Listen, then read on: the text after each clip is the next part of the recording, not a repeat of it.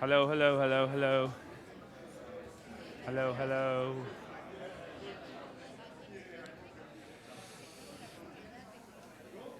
Hello, hello, hello.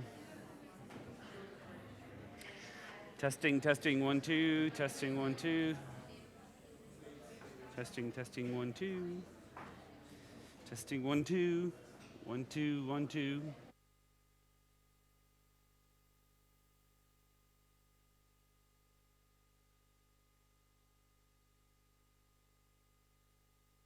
1, 2, 1, 2, 1, 2.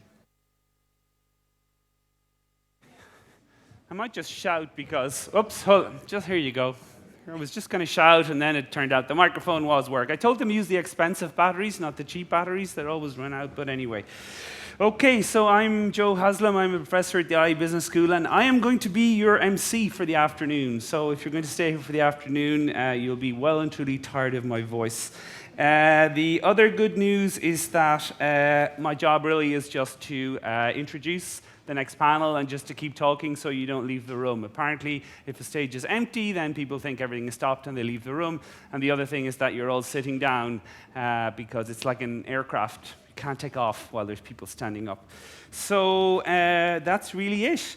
So the first panel we have is the first afternoon panel, sorry. If you guys want to come up on stage, please, and we'll just do the microphone test.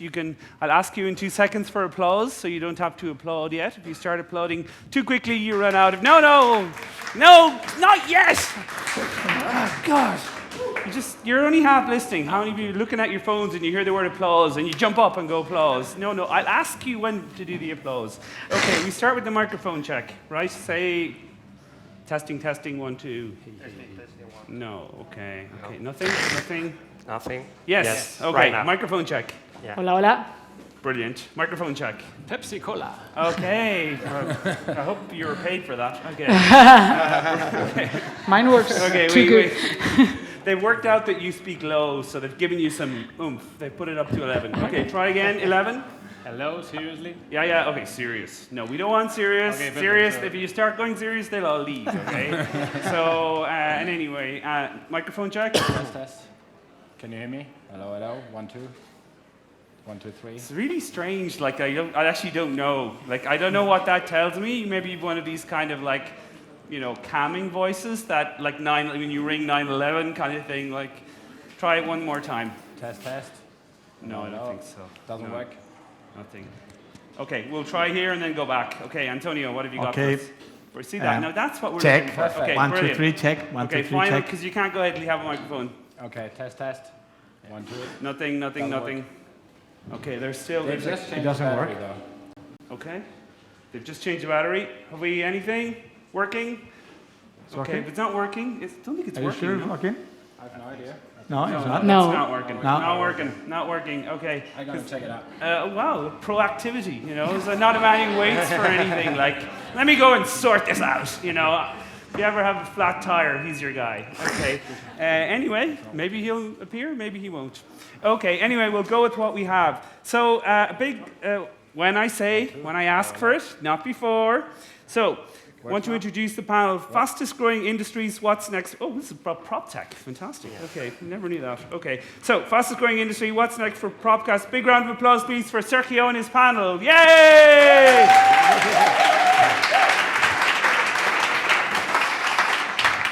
Thank you, Joe.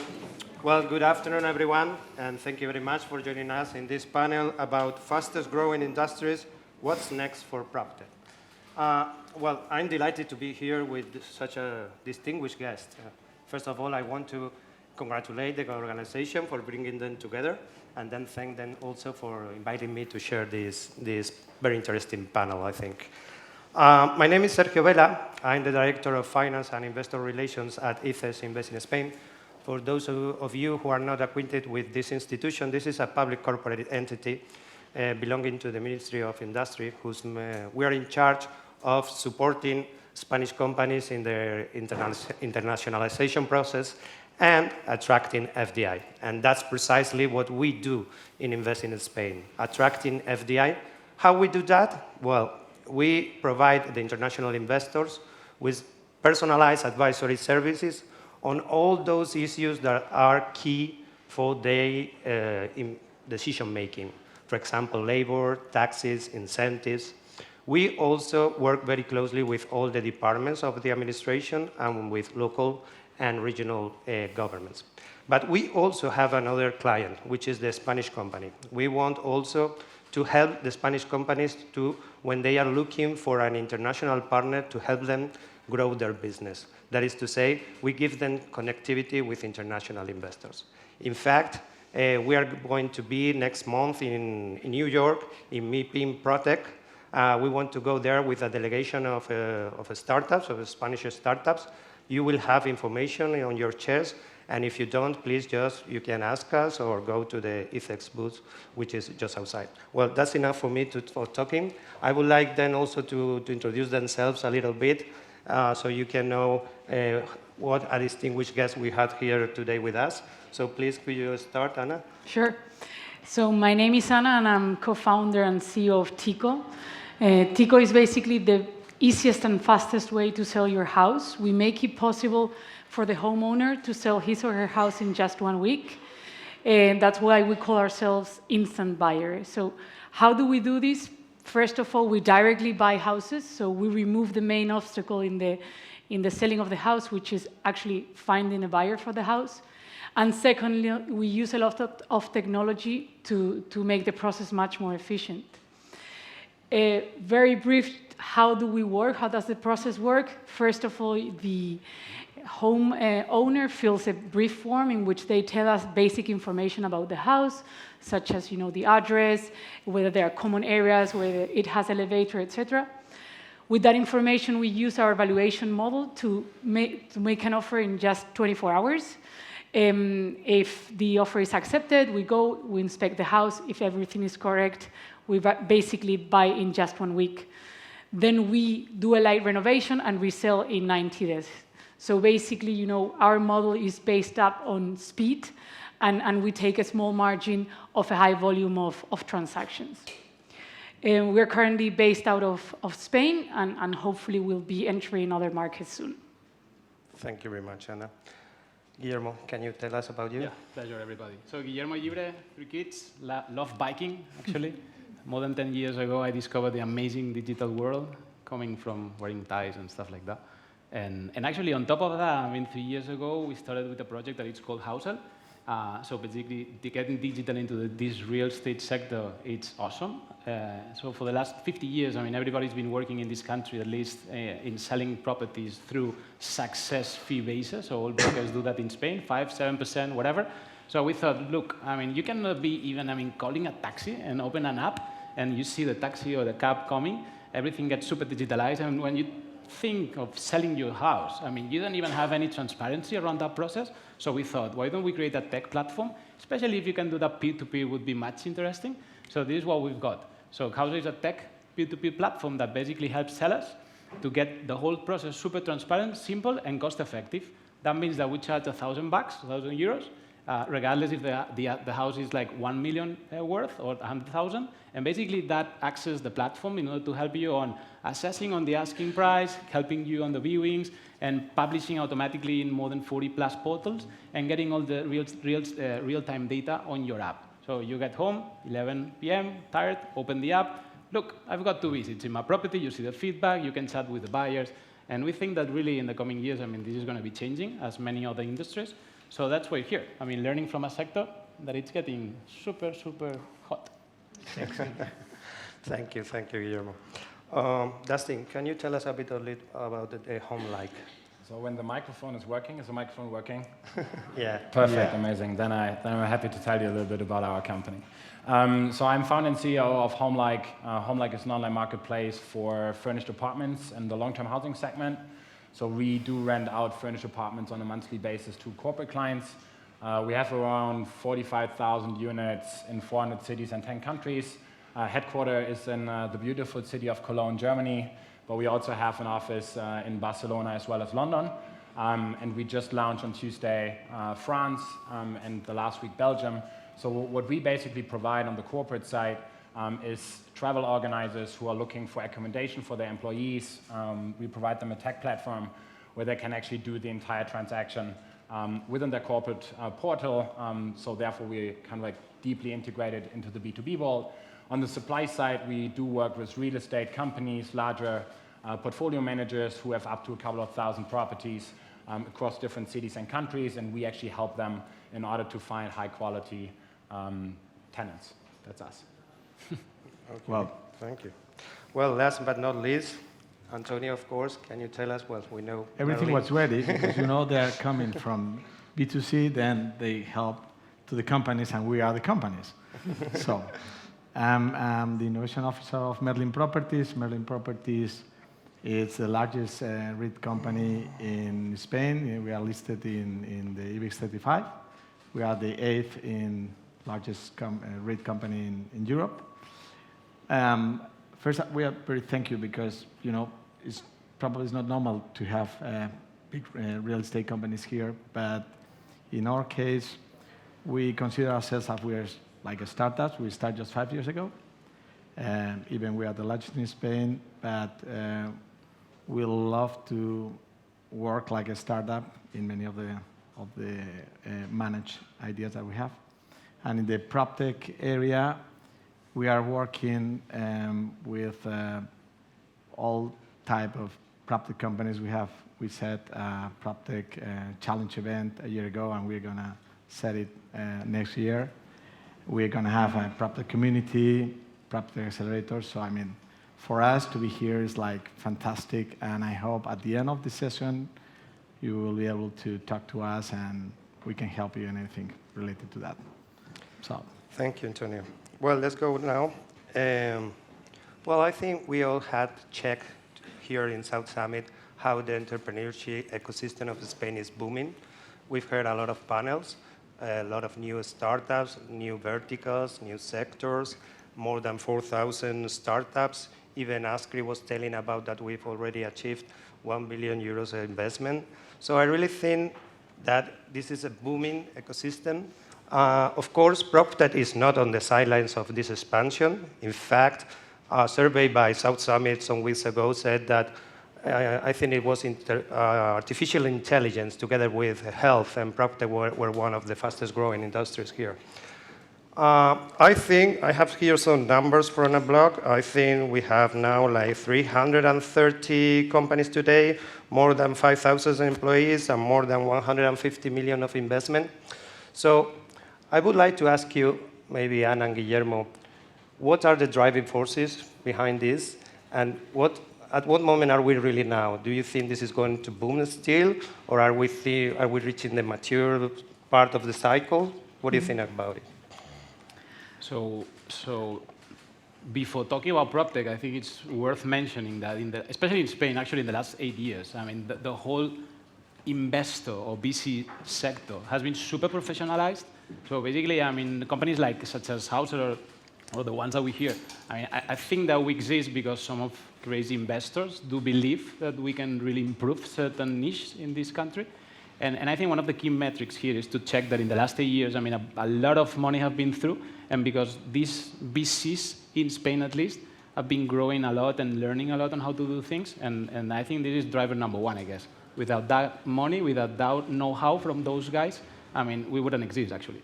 Mm-hmm.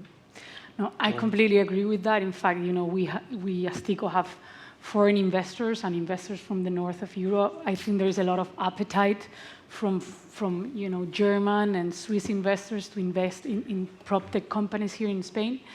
So I completely agree with that.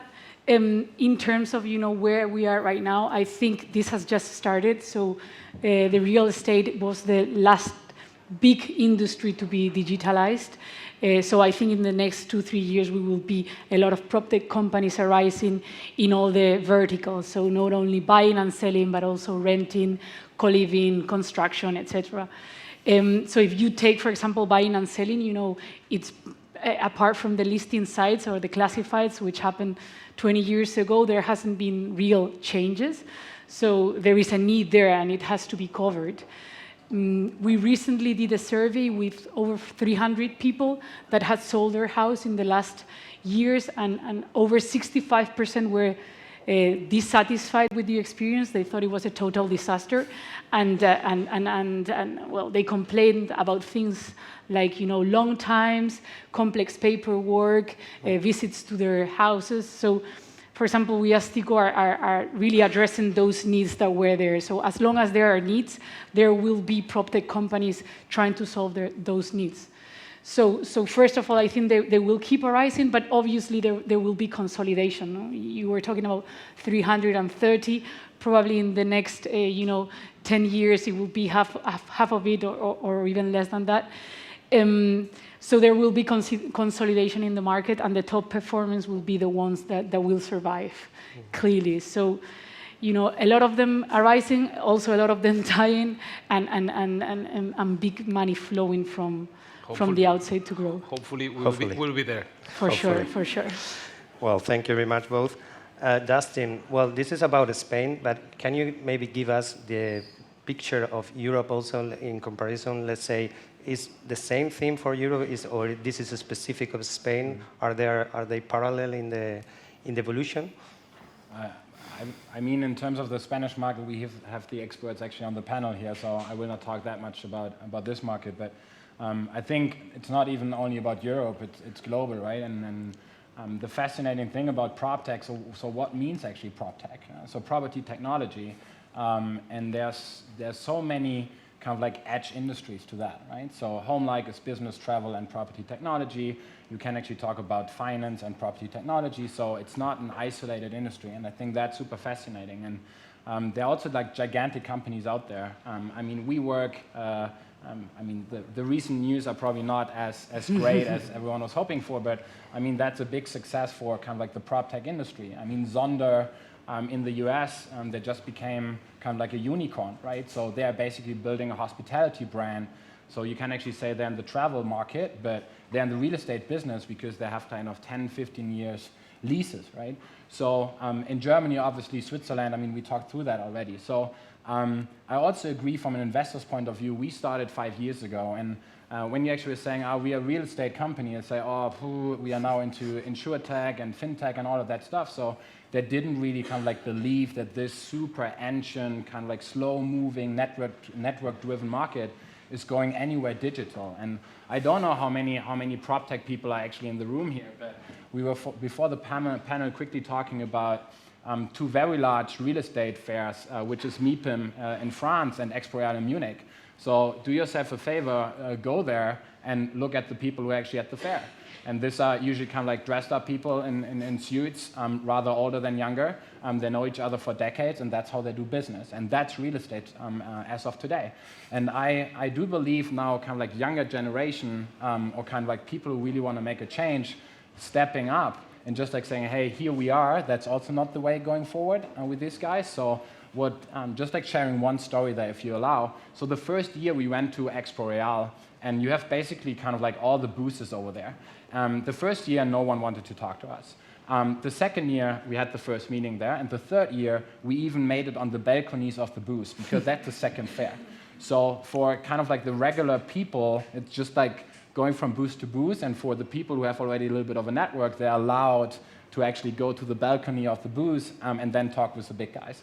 And I think that's a perfect kind of like criteria for this entire industry. It's not only about online marketing. It's not only about technology. It's about people. It's about network. It's about value.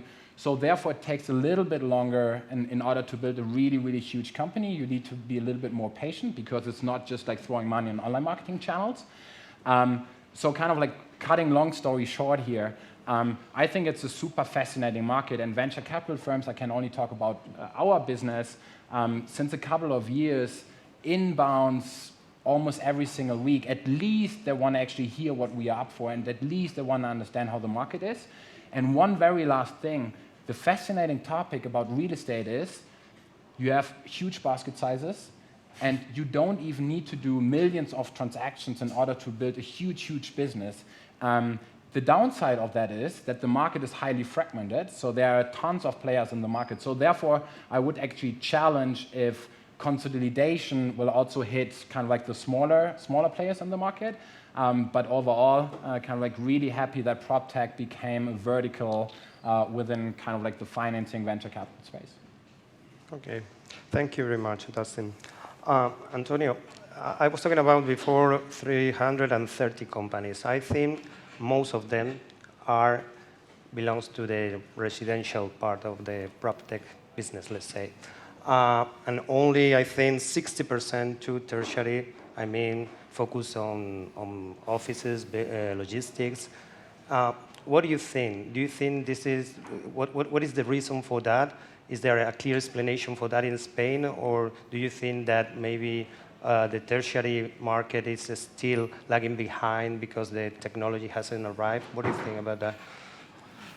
I will say, the first part talking about housing and all this part of the market, I would say that is the most sexy one. I mean, I've been talking with Guillermo, and I mean, it's super sexy. When you talk about, we are Tico, house, I mean, everybody's just hearing to you. But when you go to the other side, when you go to the third market, when you go to the retail, logistics, office buildings, I mean, perhaps it's not so sexy, but you know, we were checking before in our commercial centers, we have more than 100 million people walking through them every day. So it's amazing, not every day, but every year. So it's amazing. So you can have a lot of people, you can do many things. So many of the prop tech taking technology and property can come to those markets because it's so huge. And the way they can introduce new technologies is amazing. And perhaps it's not so sexy, but perhaps it's a bit bigger than the housing. I've been working in the housing, and Guillermo knows because we need from a long time ago. But if you see how many transactions are happening during the year, and you go to the other side with the house, office buildings, retail, logistics, it's a huge world right now. Just to discover, we have many companies, but in my opinion, this prop tech in that side is going to boom. Because technology, we will talk later about technologies, but most of the technology that are now on the trend are absolutely available and ready to be applied on our sector, on our side, and it will help us and the companies that we can represent that sector. So, first part is super sexy. The second one is not that, but in my opinion, we have a huge market in there, which is, I mean, I hope most of you are going to introduce you, and I mean, it's my opinion. I mean, it's our opinion. It's our side. Thank you very much, Antonio. Yeah, like you said, we are going to talk about technology. What's next for PropTech is part of the title of this panel. So I would like to be a little bit provocative, if you allow me to, on introducing the discussion. I recently found on a specialized blog a quote that says, "There is a lot of buzz about this. I see significant overpromises, and I think many of today's PropTech initiatives will disappear, while many new ideas will be launched. Adding services to pure technology is, in my view, a critical way to create differentiated value and to convince customers to pay.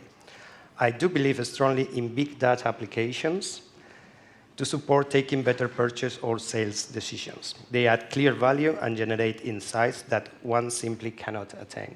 Well, is this just to introduce the discussion? What do you think? Where are we heading? Where are the threats, the opportunities? It's just an open question for any of you who wants to comment on that. I can get started here. You go first. I mean, you touch base on many topics, right? I think big data, I mean, it's also like a huge term, and actually nobody knows what it means. It's the same with AI.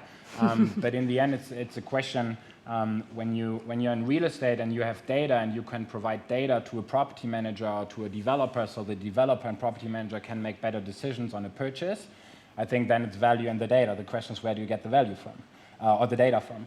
Do you get the data from your own platform, or do you purchase the data somewhere, enrich the data with second, third, and fourth party data, make it even more valuable, and then sell it kind of like to the property manager? That's number one.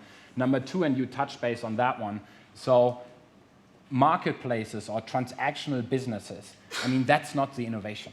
Yeah? You can purchase everything, everywhere, 24/7. But how do you adapt that to the real estate industry? And I can share a story. When we started 5 years ago, we actually thought, I mean, that's a great idea. It's a huge opportunity, $160 billion market. We just take the transactional process from the short-term industry, put it on the long-term industry, and then we just count the cash. That was the idea.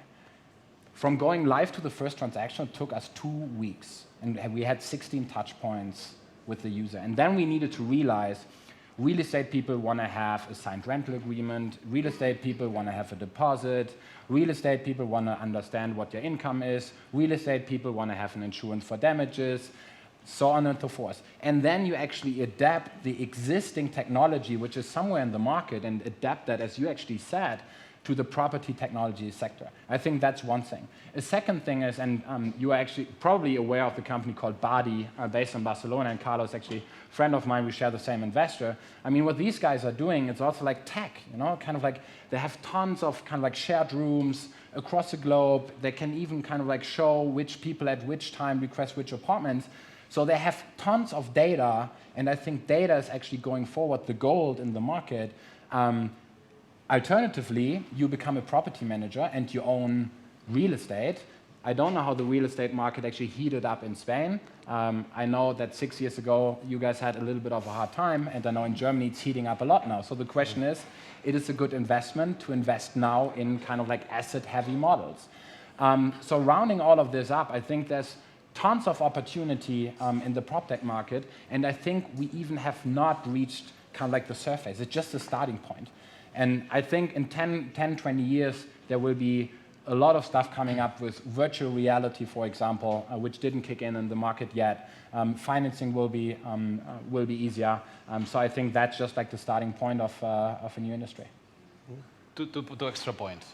What I think is that there's something called like self-driving cars that is really what it's going to change the real estate sector. And it's actually outside, especially more in the housing stuff. Having said that, I mean, going to your point on the tech, what we think is that in not that many years, I mean, you'll be clicking on an app, you'll see a one-stop shop, you'll be selling, buying, and doing the transaction at the very same time by looking and having viewing at the property online with PR or whatever, and you'll get your mortgage, your whatever, I mean, in order to close the whole loop at the same moment. So I guess, I mean, all those services are going to get together in, let's say, one app or one-stop shop. And we're not going to see that in 10 years from now. I mean, we're going to see that in the coming 3-4 years. So amazing. I mean, I agree with everything that you've said. I don't know how many years it will take. Talking about, you know, the buying and selling process, which is, you know, about what Tico is about. I also see, I am optimistic, but I also see some roadblocks or obstacles, you know, such as formalization of the purchase and sale. There's been a lot of buzz about, you know, blockchain and how blockchain will change all the notary and registry. And I think eventually it probably will come. But I think as Dustin was saying before, you know, this is a slow-moving industry. It's not about, you know, putting money into e-commerce and making it grow. So I do think, you know, it will evolve to that, you know, a one-stop shop, completely digital transaction. But there are a lot of, you know, governmental and official things that also need to be tackled first. And maybe when you, just like one thing to add, and maybe for the auditorium here, can everyone actually raise their hand if you own a car? Who's owning a car here? So that's probably 25%, right? And the interesting thing is, I believe that housing, real estate will also become somehow shared, that people don't want to own stuff anymore. So mega trends are also impacting how PropTech will be actually evolving. Probably when we would have done this 10 years ago, 90% of the people would have raised their hand that they're owning a car. But mobility had completely changed in the last decade. So if I would be able to foresee that today, then I probably would become rich tomorrow. So I can't. But I think these are actually also interesting facts impacting the industry we are all working in. Thank you. I just Yes. talking to that, I mean, mobility is amazing. In our cases, for example, we are changing the use of our parking in the commercial centers and in the office buildings. We are going to logistics. So, you know, we are adapting. The companies, the sector, in fact, is adapting to you people because you are demanding different way of working, different way of buying, different way of receiving the things. So, I mean, in our case, that we have logistics, commercial center, and an office buildings, we are just getting together everything. And just to finish that, have 20 seconds, just to give you a heads up. We have a big building in Barcelona with almost 300 parking places. Share how many parking places do we have? Just rent? Just share one number. Quick. Sure. 30, 20, what, 15. But how many bicycles and scooters? Anyone to share? Full house. Yes. We have like 400, between 400 and 500 of scooters and 200 of bicycles. So that's why technology, habits, everything is changing in the real estate, and that's why we have to be ready. Well, that's been very interesting. So thank you. We've run out of time, so I would like just to ask you for a big applause to our panelists. Thank you very much.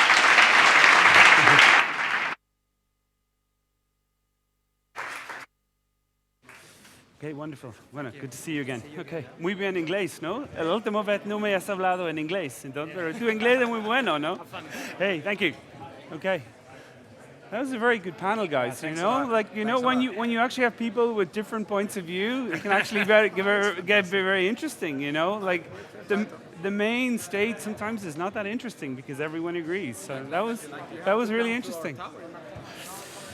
Okay. Am my microphone working? Okay. Can those of you leaving please leave, and those of you entering, push the people out of the way. Push the people out of the way. Otherwise, nothing will ever happen. So, like, get really aggressive. It's like there's a fire or something like that. And no hugging and any of that. Like, hugging is outside, okay? No, he's not listening to me. Okay. This is the problem with Spain. Everyone hugs, and it takes ages to get everything done. Like, God. No hugging. Los abrazos fuera. I warn you, I'll talk in Spanish. She's not listening to me. Anyway, okay. Can everyone please who wants to come in, and everyone who wants to leave, sadly, please leave, okay? We need to get all of this done. Okay. And we also need to get Pundit's presentation up on the stage. If you could, please do that. I actually thought the last session was really interesting. When you have a disagreement of opinion, it's very interesting. Okay, please, can you exit more quickly? Please exit more quickly. Okay, we're not going to get anything done otherwise. And he's going to have less time to speak. So please, can you exit? Thank you very much. Okay, where's Punnett? Okay, fantastic. Okay. So you get one chair, and you get one thing of water, but you came prepared. Okay. So now you have your clicker as well. Do you have a clicker? You bought your own clicker? Okay. So just check it's working. Anything happening? Okay. You obviously can't start until it's working. How are we doing? Okay, maybe get closer. Okay. Okay, give them a second. Yeah. It needs to be on. Oh, there's a green light. Okay. It was on. Fantastic. Still nothing.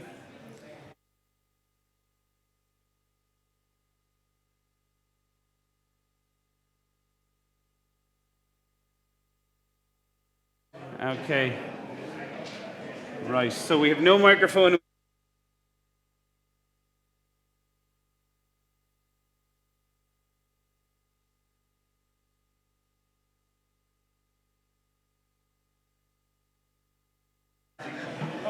We're all ready to go.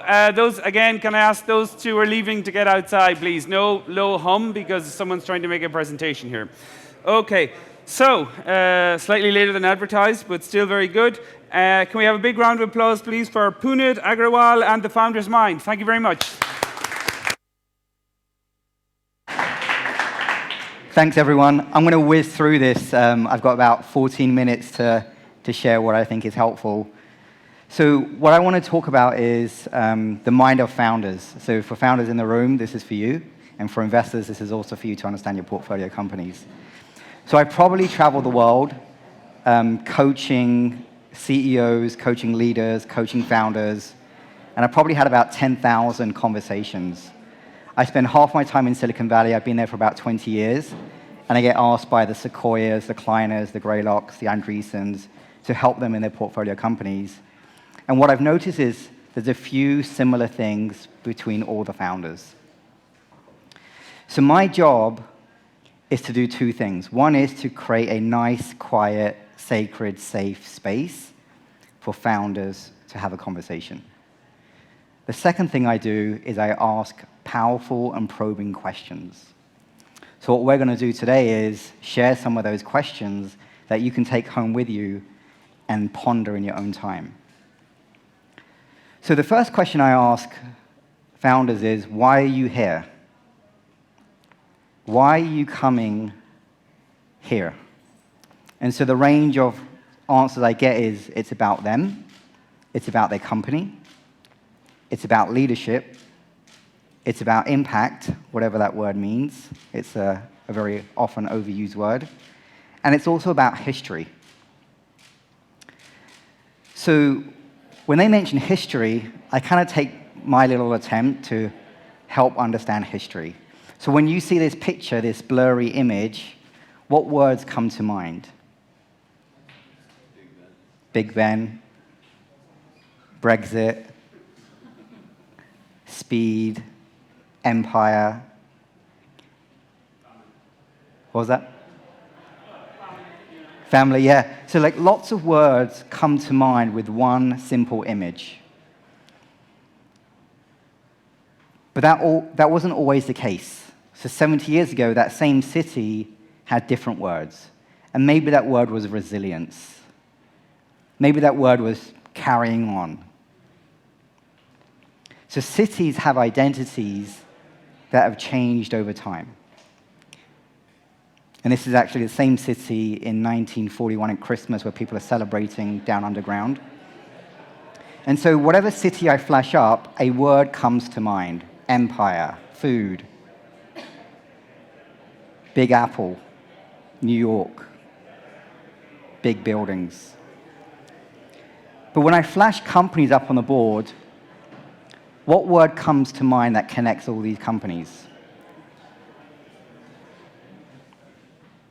Some of these companies were the best in their industries. People dreamed of working or flying with these companies. But they're all bankrupt. They're all gone. None of those companies that were the best in their industries, where a founder decided to build, scale, get investment, grow, have gone. So why do cities survive and companies fail? Some other companies that, when I was growing up, were at the forefront of innovation. That, for those of you that have kids, kids might not even be able to remember these companies in a few years. So for me, leadership is about adjusting. So cities survived because they were able to adjust, and those companies failed because they weren't able to adjust. So that's the only thing I really want to say today is, whatever you take away is finding a way that you can adjust. So I'm going to share 3 quick things or areas you can adjust. One is attributes, one is actions, and one is attitude. So with attributes, there's actually a lot of words that get thrown around in books, in talks, in seminars, and I've actually broken it down by 3 layers. What's visible, the things you see, what's at the core of who we are, and what's at our nature, the very base. So at the top layer, those are known words. Visible, we see it, we can name entrepreneurs, founders like Steve Jobs, Elon Musk, that had a vision, were able to communicate that vision, and were inspirational. But at the next layer, we kind of lose a few of those folks. Yes, they were able to take risks, but were they compassionate? Were some of the best leaders you know compassionate? But what I care most about is the third layer. And rewinding back to the earliest point in time when we were younger, for those of you that have kids, if I was to give this, let's say, a cell phone to a child, what would a child do with it? A child would play with it. A child would eat it. A child would throw it. A child would break it. But if I gave the same cell phone to an adult, what would they do with it? They would use it for what it was intended for. So why does a child have multiple uses, whereas an adult just uses it for what it's intended for? And the answer is curiosity. A child has curiosity. A child wants to explore. And at some point, as we grew older, that got removed from us, but it is part of our nature. The second base piece is, if I was actually able to tell a joke, and it was funny, in Spanish or English, what would you do if I told a joke? Laugh. Thank you for laughing, the three of you.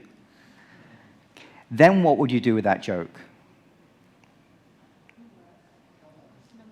Memorize it. And then what would you do with that memorized joke? You would share it. So you chose not to keep the joke in your pocket and save it for yourself. You chose to share it. And that act of sharing is called love. It's a word not often used in business, but that act of sharing, wanting others to benefit and grow, is love.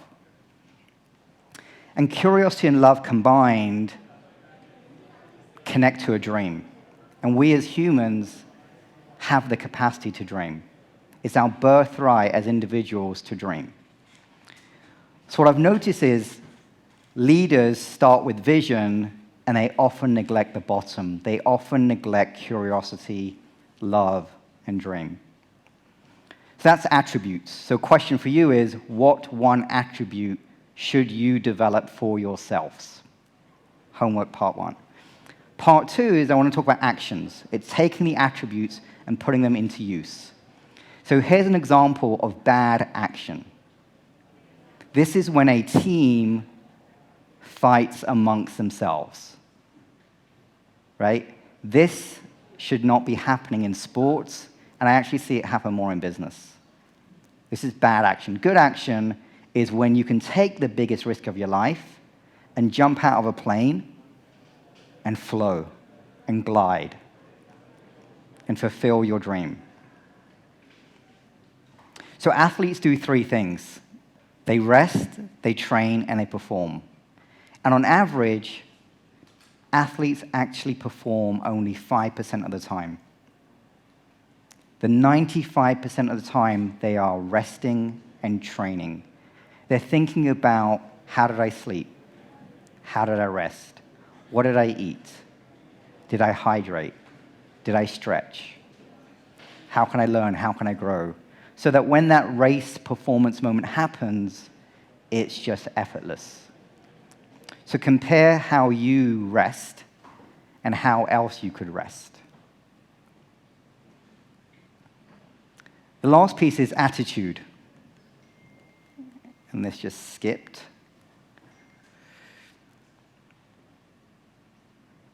Sorry, it's going wild. So founders have three things. They have fear, they have overwhelm, and they have insecurity. Every single founder, whether they're a $10 billion company or a $1 company, have fear, overwhelm, insecurity. I'm guessing none of you have that here, right? Nobody has those three things here. So what we do is we convert the fear into calm. We convert the overwhelm into clarity. And we convert the insecurity into confidence, so that they can live the life that they want, so that they can focus on moving their life towards a direction they want. So when we take these three together, what they lead to is decision-making. So we as humans, on average, have 80,000 thoughts going through our mind.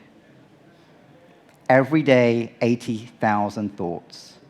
Mostly useless, mostly repetitive, but our mind is consuming 80,000 thoughts, of which 20,000 are decisions.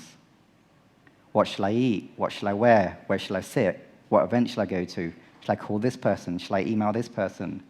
We're just like rapidly going through 20,000 decisions.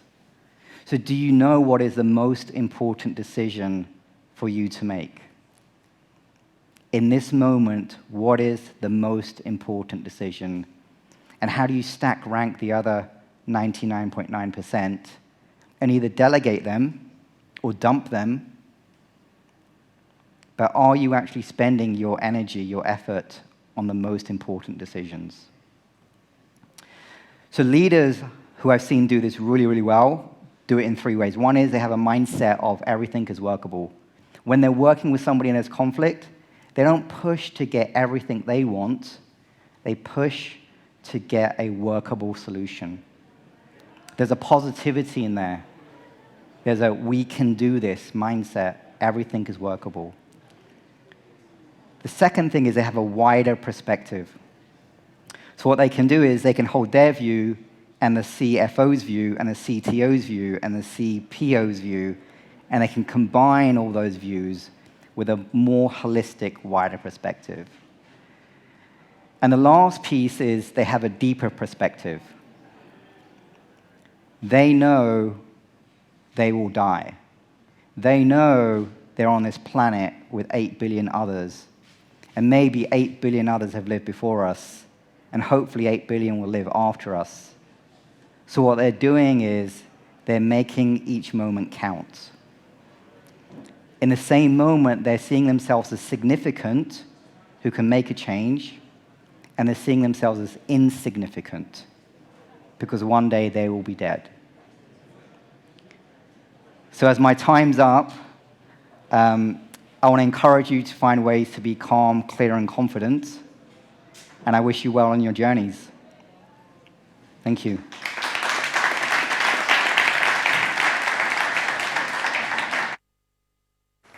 Okay, Punit, thank you. No questions. All the best.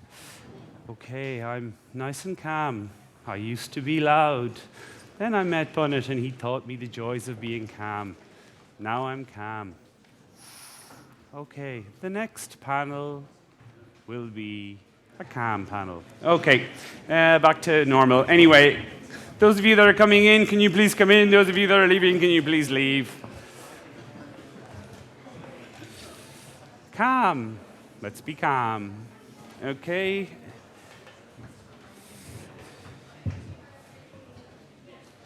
And our next panel. Okay. So the panelists can come up and be here and be ready. And as soon as certain people have left and the other people have come in, then we can begin. Okay. Choose your seat wisely. You know. It's a strategic decision, sitting in the middle. Okay. Are you going to be an edge? Yeah. It's very controversial. Some people believe that the moderator should be at the edge, and the other people believe you should be a tennis player, like looking left and right. I'm definitely a fan of the edge. Okay. And you haven't really got any questions prepared. That's just the other thing. Like the moderators, he just holds it in his hand. We're just discussing it, actually. We're writing down them. Last minute stuff. Okay, right. Okay, I think we're nearly good. Okay, if you could just sit down, we should be ready to go. Also, you can you see this from here? Yes. Okay, fantastic, because that would be really important. Right. Okay, so I think we're nearly ready to go, and that's the right panel and everything else. Okay. Right.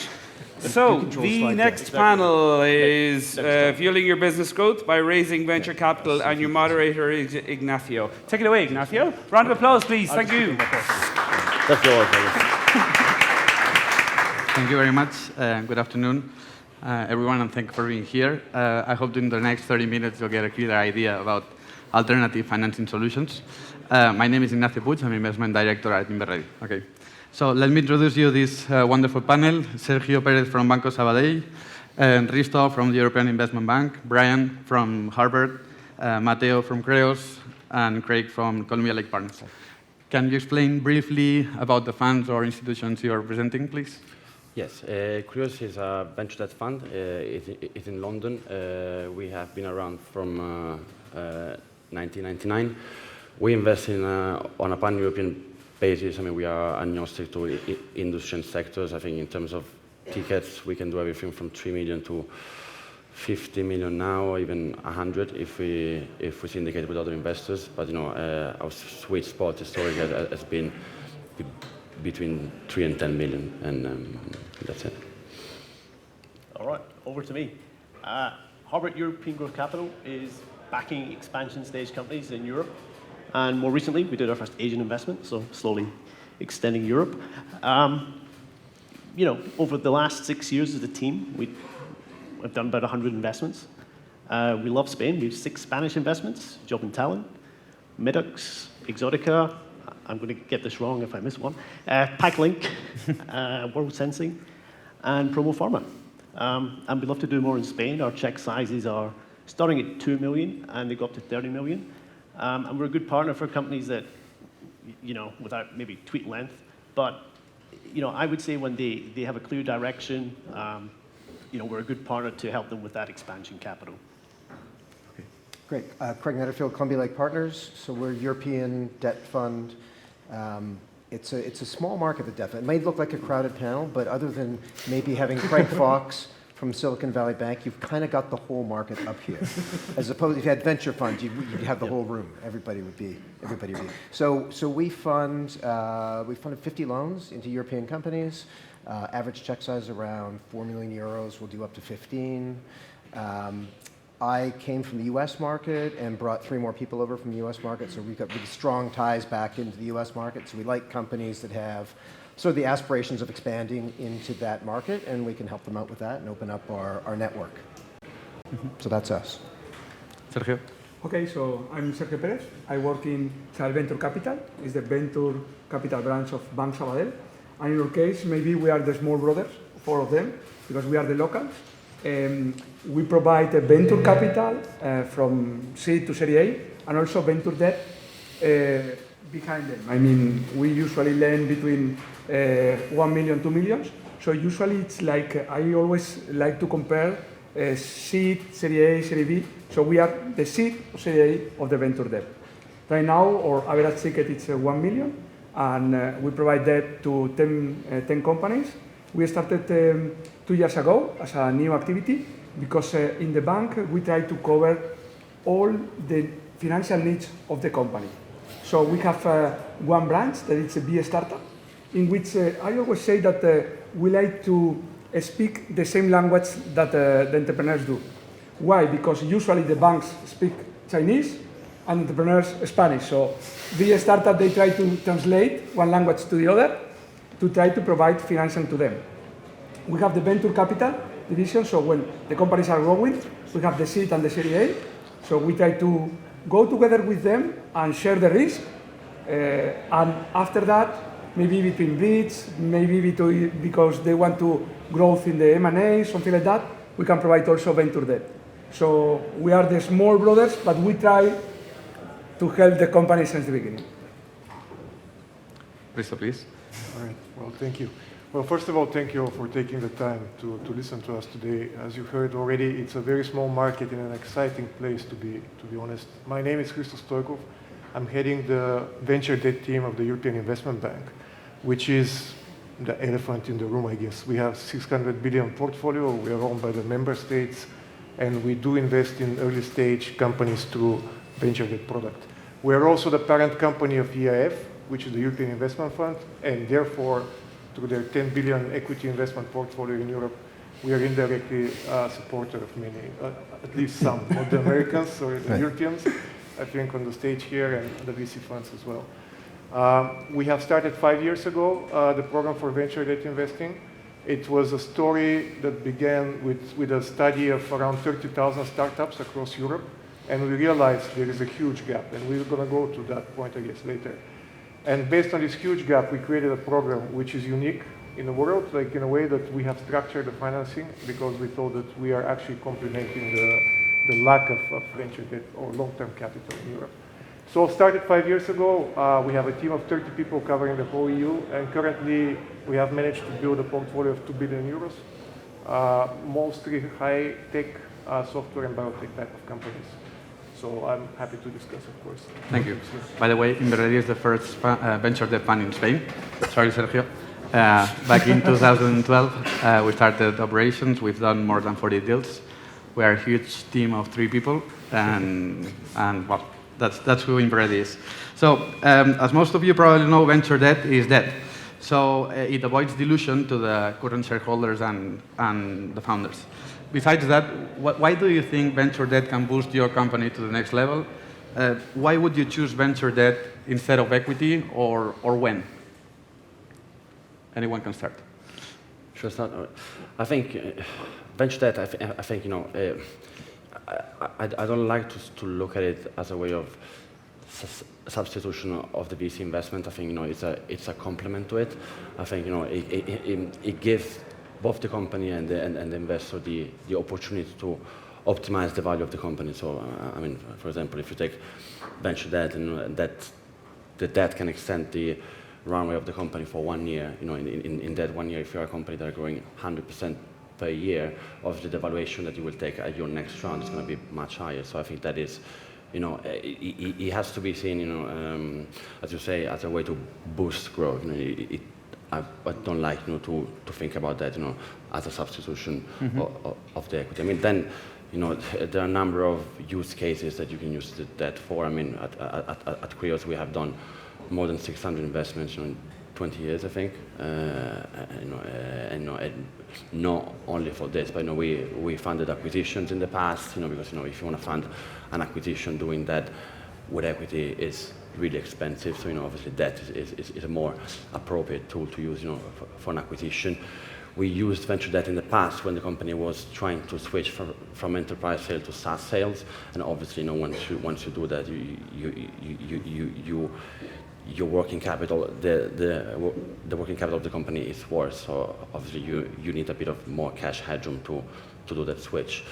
I think the classic case is the one of having more optionality and more cash runway. And I mean, even if you don't extend the cash runway, venture debt can give you options to do things that are not in the business plan. So if you raise a round and then the plan is to do A and B, okay, then at one point you think, okay, I would like to do C as well, okay, but obviously you don't have the cash from the investor. So you raise venture debt because you want to try another vertical, a product, or you want to do a test. So it gives you many things, and so I think it's an instrument all the companies should take into consideration at based on the use case that they want to achieve. I would just echo one thing you said, which is it's not a binary outcome between debt or equity. As a distinctly average seed investor, angel investor, the risk profile of both those investments are completely different. And if I was to use Donald Rumsfeld's paraphrase, right, debt is great for the known knowns. When you get to a certain product market fit, and I know I hate that word, and you've probably heard it a million times at this conference, when you have revenues and you've got a clear go-to-market strategy, debt is a great way of those known knowns, your customer acquisition model, your LTV to CAC. And there are a lot of good companies out there that maybe don't have the metrics to raise the next round. They have to get the churn down, they have to get the customer acquisition cost down.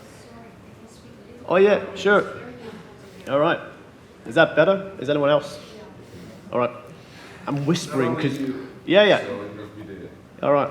It's all the secrets of venture debt. He's keeping it amongst the group. Are we good? Yeah, is that better? Is that better? Yep. Anyway. Yeah, so as I say, the known knowns are, as I say, you're trying to ameliorate certain things, be it internationalization, metrics, to raise that next round. And at the later stage, I think debt's a great way of arbitraging return expectations. I don't know how many investors are in the room, but early stage investors might find it hard to follow on. They have certain return expectations, from their own investors, and there's a great arbitrage opportunity for debt to fund the proven winners, where the return model of debt is better suited to getting the company a better outcome. And we've seen that in a number of our companies, on the expansion stage with Exotica, where we're extending the runway. They got a very good round away fairly recently. And we're seeing the proven winners in job and talent, where we're investing in, as I say, a very fast-growing, exciting company that has actually got the ability to, to go out and be one of the, Spain's, hopefully first unicorns. I have one question for Sergio. Sergio, since you are equity investor in Exotica, for example, and Brian is the provider. I should just say thank you for making the introduction. Well done. So how do you see the venture debt from the other side, from an equity investor? Okay, so for example, in our case, even we provide venture debt and venture capital. We are in the venture capital in the seed and Series A, and in the venture debt, the same, in the seed and Series A, but in that area. So usually we don't mix venture capital with venture debt. So for example, in companies that they are looking between the Series A and Series B, we can introduce our colleagues because they can provide venture debt to that companies that they are bigger for us and they can provide that. So for us it's fantastic because as an investor, we have always the compromise if we can provide more equity to the company or we wait to provide more equity in the next round. Why? Because usually the investors in Series B, they want that the investor in Series A, they say, okay, I'm looking for 10 million, 8 million, but that the current investors invest some quantity. So as we have a limited pocket, we can provide, for example, we invested in the Series A, and then we keep money for the Series B. And in that case, our colleagues, they can help to increase the run rate of the company and also to keep with the same KPIs. Why I say that? Because, and now I put the hat of the venture capital, okay? That usually when you are dealing with a potential investment, you try to negotiate with them, but, okay, don't record that, okay? But you are waiting because sometimes they have a cash constraint and they don't have a lot of cash, okay? So you are dealing, you are speaking with them some things about the shareholders agreement, but they don't have too much cash and you feel more comfortable because maybe you say, okay, now the negotiation is going to be easy in this side. And these guys, they help them. Why? Because it's better to negotiate with cash in your bank account than without. And they can help in that because it's a good company. There are a lot of investors who want to invest. For example, in the case of Exotica, they really help us. We have different term sheets. In that moment, we decide, okay, we would like to increase our revenues, to increase the valuation, and we prefer to have venture debt than the current investors to put money. Why? Because we keep that money to say, okay, the valuation is this figure, but the current investor we are going to invest. So it's a perfect complement for us, especially for the investor in Series A. Yeah, there's a number of different use cases and where the life of a startup has lots of ups and downs, right? And there's that bumpiness in the road, we can really help smooth that out. So the classic use case of extending the runway to get to the next round, but with one company in our portfolio, Falcon, we did that. We did a €5 million loan to them, and then about 18 months later, they needed a little bit more money to get a little bit further, so we just extended that out and did that. They could have used, to your point, they could have gone to their investors to fund that. It kept some dry powder, right? So now the company has the optionality of, I still have those reserves available to me later. I don't have to spend that money now, right? Then come to us to do that. And then they want to do a small acquisition. Again, it was a €4 or €5 million acquisition, and we just added on the loan, got it closed in 2 or 3 weeks. It let them move quickly, solved problems for them, right? And there's a lot of different use cases like that we can help out with. Okay, so you like trenching. You like trenching those loans. I mean, well, in that case, the loan, we had an initial loan, and then the one thing that you know with startups is that you'll have a plan, but it's not going to unfold exactly as the plan is. So with this company, things came up. They had market opportunities that they could take advantage of that we were able to step in and help fund those. So it was just new deals because new things came up for that company. Okay. So I guess we all are looking for growth. But what are the main KPIs, not only from a growth perspective, but also on a financial perspective that you look in the companies? Maybe you look at their balance sheets, or what do you look? Yeah, look, we obviously you look at how much cash there is and your runway without how much we've loaned and runway once we come in, and we like to see anywhere from 9 to 18 months of runway after we fund. And you know it's not going to be that. It's going to shorten up, but at least it gives you a little bit of flexibility. We really look at, if we're extending a company out to their next round, we want to know, does this company look like a rational, Series B or C or whatever investor is going to fund it? So ultimately, that really brings us back to looking at the same kind of KPIs that the VCs are going to look at. So if you're talking about, as Brian mentioned, CAC, so you're looking at acquisition costs, is that where it should be? It might not be, but is it trending in that direction? If you scale up a company with a high customer acquisition cost, it just becomes really expensive, right? So we look at things like that. I think it's easier to ask the other way and say, is this an unsustainable business? And, as Greg mentioned, there's no kind of secret sauce. It's the same playbook that any VC would look at, Yeah. And I think, we're not banks. I'm not saying that banks are bad. I'm just saying that really the mentality that we have in the asset class is more a VC mentality when we look at the business. So we want to see growth, gross margins, LTV, CAC, as you touched upon earlier. So I think, when we evaluate a business, yes, we look at the financing risk of the business. So will the business be able to raise additional funds? But that is driven mostly by the fact that the business is a good business, is improving, it has a market. So at the end of the day, yeah, we look at the financial risk. So can the business raise more cash? But that is driven by the quality of the business and the growth rates. Okay. So most of us are used to do deals with companies already backed by a VC, by equity VC. How do you see the relation with these equity venture capital firms and also with Spanish equity venture capital firms? Anyone has some experience here? With the VC,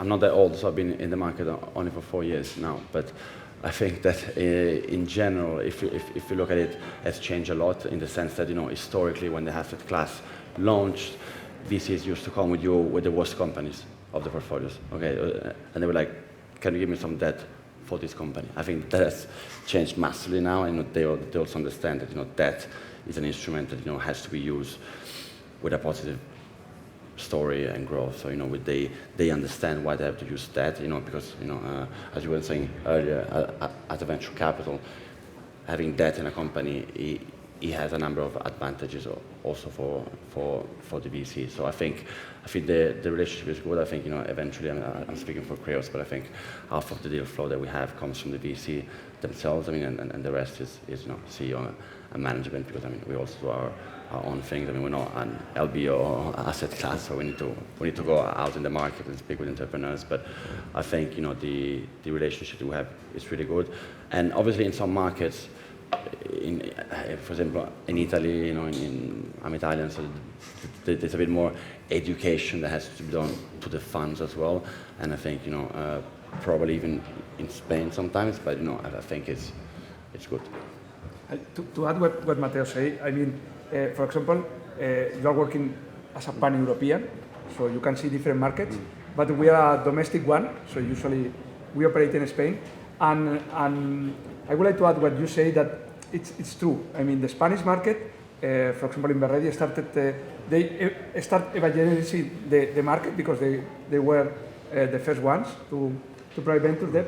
But still, it's something that you need to work with the market to be enough mature, because in your case that you have bigger pockets than us and your check is bigger than us, and usually you put the money with international VCs from Germany, UK, that they are more used to venture debt. Here, I think that things are improving, but still sometimes there are some kind of investors that they say that it's debt. And we need to educate them to know that if the figures goes as we expected, it's better for everybody, because the return for them is higher if you provide debt, because you don't dilute them, and also for us, because we have companies that they can go to the next stage, to the Series B. Yeah. Okay. I would just say, just one thing is, we wouldn't have done the investments we did in Spain without, kind of winning the trust and the credibility of those investors, right? And we look for the same thing in those investors, which is commitment on both sides of the table. That kind of mutual respect and credibility that you have for one another is so key. And I think similar to what you were saying, as I say, Patel, most of our deal flow does come from investors because over time you do build that credibility, and it's key. We wouldn't be where we were without those guys. So. Yeah, both sides need to have confidence that the other party is in this for the long term, and we recognize at CLP that we sit in a privileged position, right? We sit at the top of the above all of the equity on the cap table, and that it's founders and VCs that let us sit in that position because they understand our dedication to doing this in the long term. So that's just, to Brian's point, that trust is just such a big part of what we do, which is why there aren't many people who do this, right? You'll see players come in, occasionally dip their toe into the market, because frankly, it's a higher yielding instrument than you get from a typical bank loan, but it's like that for a reason.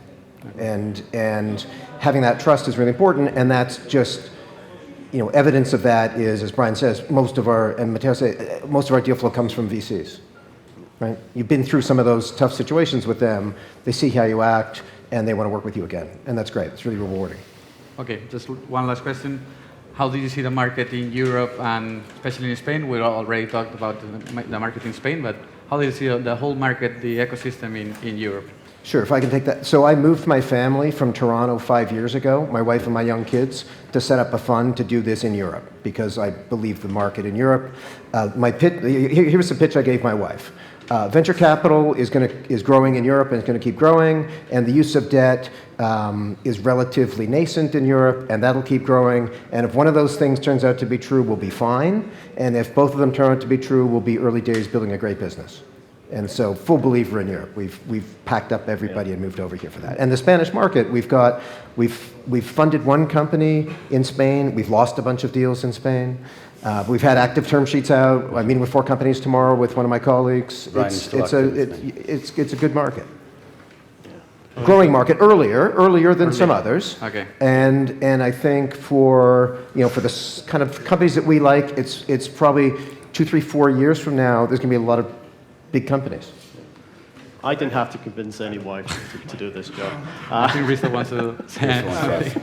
Risa has the whole picture. I don't want to sound arrogant, but I think I represent the only institution that have invested in all the countries in Europe. So I kind of know the answer to that one. But I don't know if that works anymore, but I'll try to shout. My take is this, like when we look at the European market, and now we have the biggest venture debt portfolio in Europe, and we managed to do it very quickly, and I'll tell you why. As an investor in most of the VC funds in Europe, we see that the VC market is evolving. It's still 1/5 of the American one. And the American one, usually venture debt represents around 15% of the market.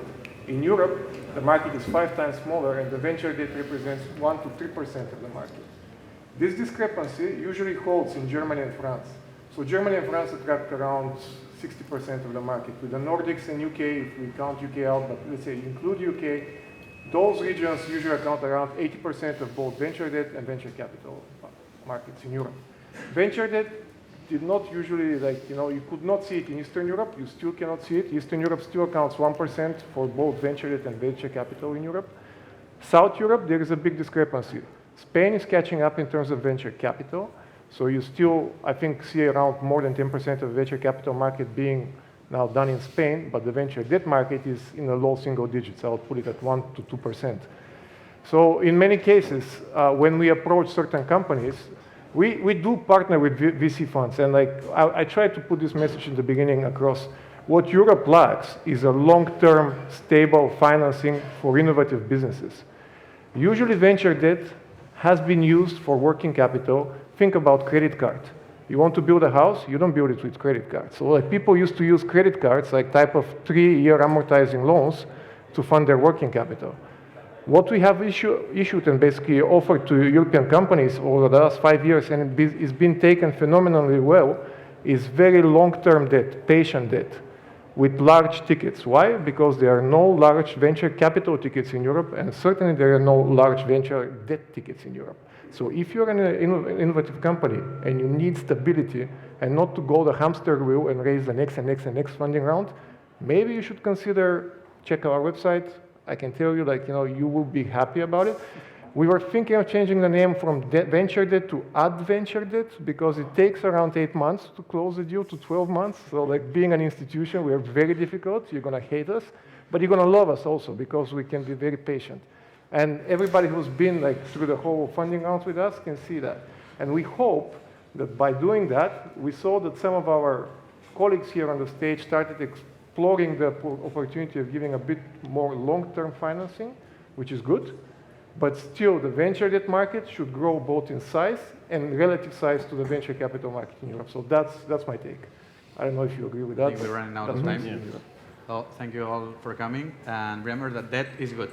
Okay? Thank you. Thank you very Okay, thank you very much, guys. Next time we have any Scottish people on stage, we'll provide translation facilities. So sorry about that.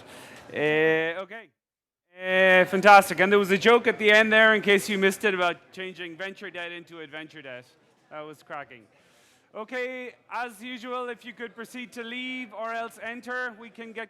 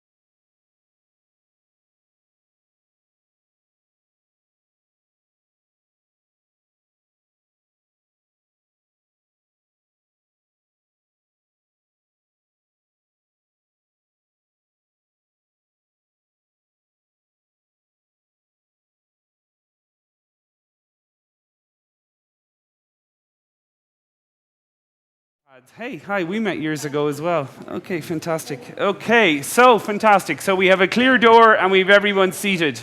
Okay, so yeah. Okay, we'll test the micros in a second. Okay, if you could sit down. Okay. Well, if the moderator doesn't work, that's a huge crisis. So anyway, if we could all sit down and then we'll test the microphones and make sure they all work, because there's more people on this panel than normal, so usually one of these microphones hasn't been used yet today. Okay, so if we can maybe start at this side, just speak into the microphone and test it. Hello, hello. Hi, good afternoon to everybody. Okay, nothing is working. Okay, so that's one down. Okay, next one. Hello. Okay, that's not really working either. Okay, that's two down. Okay. Hello, hello. Oh, yeah, that's working. Yeah, that's working. Okay, yeah, we have one. Yay, brilliant. Okay, Jose. Hello, this is Jose. Of course, everything works with Jose. No. Always. Or nothing. Okay. One out of 10. Hello, I'm Deborah. Fast. Works. Good, Deborah. And Anna? Hello? Regina. Oh, Regina, Hi, sorry. how are you? Yeah, Regina. Where did I get Anna from? Okay, so microphone, yes? Yes. Microphone, yes? Yes. Microphone, yes? Yeah, working. Microphone, yes? Yes. Mine is not working. Okay. Oh, sad at the end. Okay.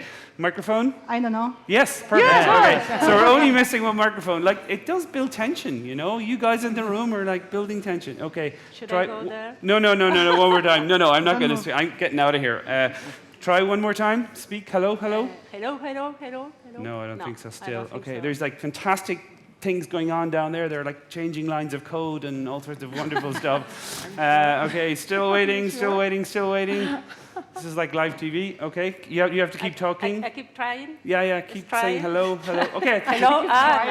Brilliant. Okay, so my only job is to get people out of the room, get people into the room, and get all the microphones working.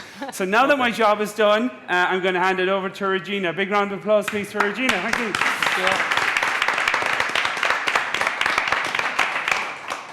So, good afternoon, ladies and gentlemen. Thank you for being here today, and I hope that we have a very short session, 30 minutes, but I hope that we all come back home with something new or something to think about.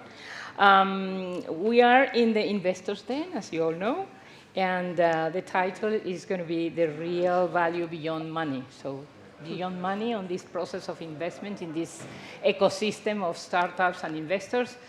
What is there beyond money? Okay, so we're going to try to explain in this ecosystem how we share things, how we collaborate among us, and how this brings other values besides money.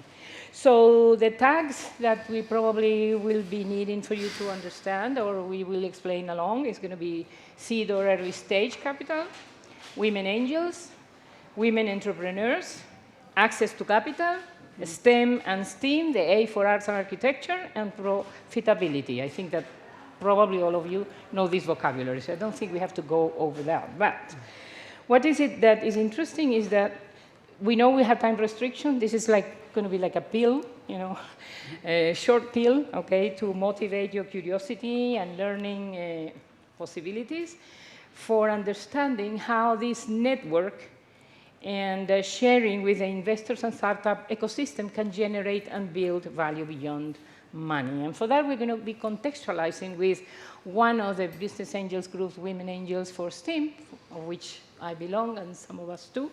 And we hope that this is going to be interesting. 4 provoking statistics to start with.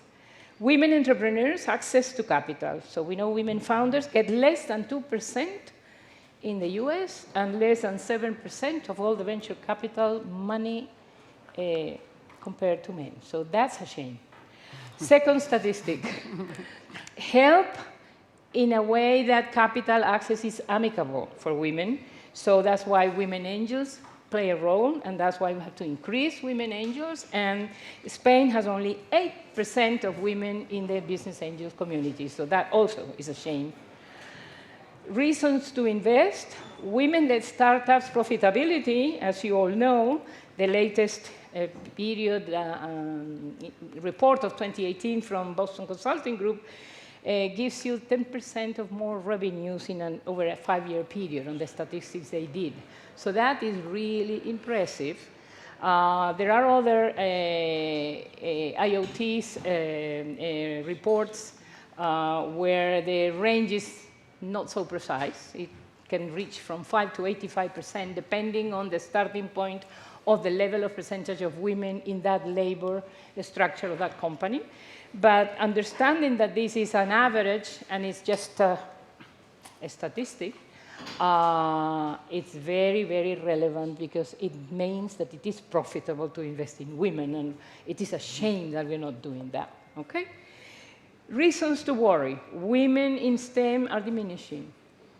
Statistics from the 80s, we had 37% of women involved in engineering careers, and they have gone down to 12% today. So we have to do something about that. So with those stats, I want to start. We have here experts on various roles as agents in this ecosystem that have gained entity in their own and are generating this value. It is collaborative ecosystem, and I will allow myself 1 minute and 1 line for each one of them, and then they will have a half a minute. Okay, where's the clock? Over there, okay. A half a minute to introduce themselves, highlighting whatever they want, so at will, okay? So let's start. Deborah To my left, Alasraki, she's an architect, an MBA. She started as a CEO, the company 3D Click, entrepreneur engaging within the ecosystems. Then we have Marta Widobro over there. Marta is an economist and an MBA and as an investor in different early stage investment networks, in particular Women Angels for STEAM, the example that we're bringing today, but also Pinama 17 and Cupido Capital. We have Sylvie Lemaire, right on the left, my left, your right. She has a Master of ESSCA and Management and is a learning business expedition expert. And she's promoting trade exchange between Spain and France, and she is also the Vice President of Women Angels for STEAM and founder.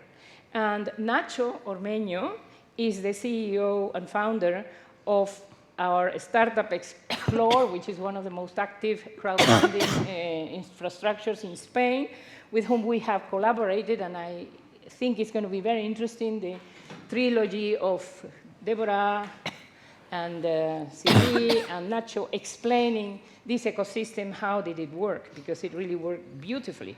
So he has a master in computer science, he's a computer science engineer, and has raised and invested in those startups in that Startup Explore over 6.5 million euros, so that's quite a lot. And Jose Martin Caviedes, that he doesn't need any introduction. I mean, he's a very well-known investor in the Spanish community. Just for the foreigners, he's just like God here. Okay. I'm a business school professor. That's but he's here as a business school, the IESE Business School, as a professor representing IESE here. And he's an electrical engineer, industrial organization of ICAE, Pontifical University of Comillas. He's a lecturer, entrepreneur, IESE Business School, an associate in Caviedes and Partner. He's a trustee in Haz Lo Posible, and he's a member of the BOD Europa Press. So I think we have a very interesting panel this afternoon, and I will let them introduce themselves with whatever they want to highlight, and then I will start with the questions. After the questions, we're going to try to do this trilogy on the startup, Women Angels investment and the crowdfunding, how this worked out very nicely.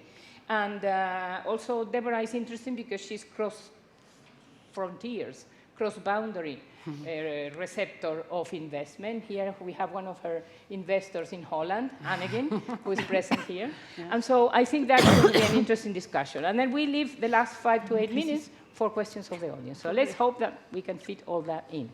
So come on, in this order, I think it would be more interesting and easier. Pues hello, I'm Deborah, CEO from 3D Click, and we are an online platform for the packaging ecosystem.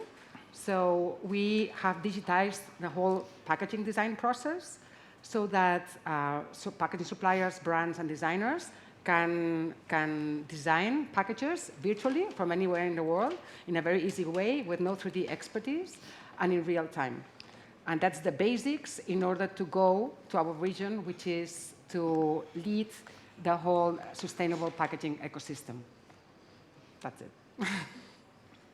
Well, certainly I'm not God by any means. I'm a business school professor. I teach entrepreneurship at IESE.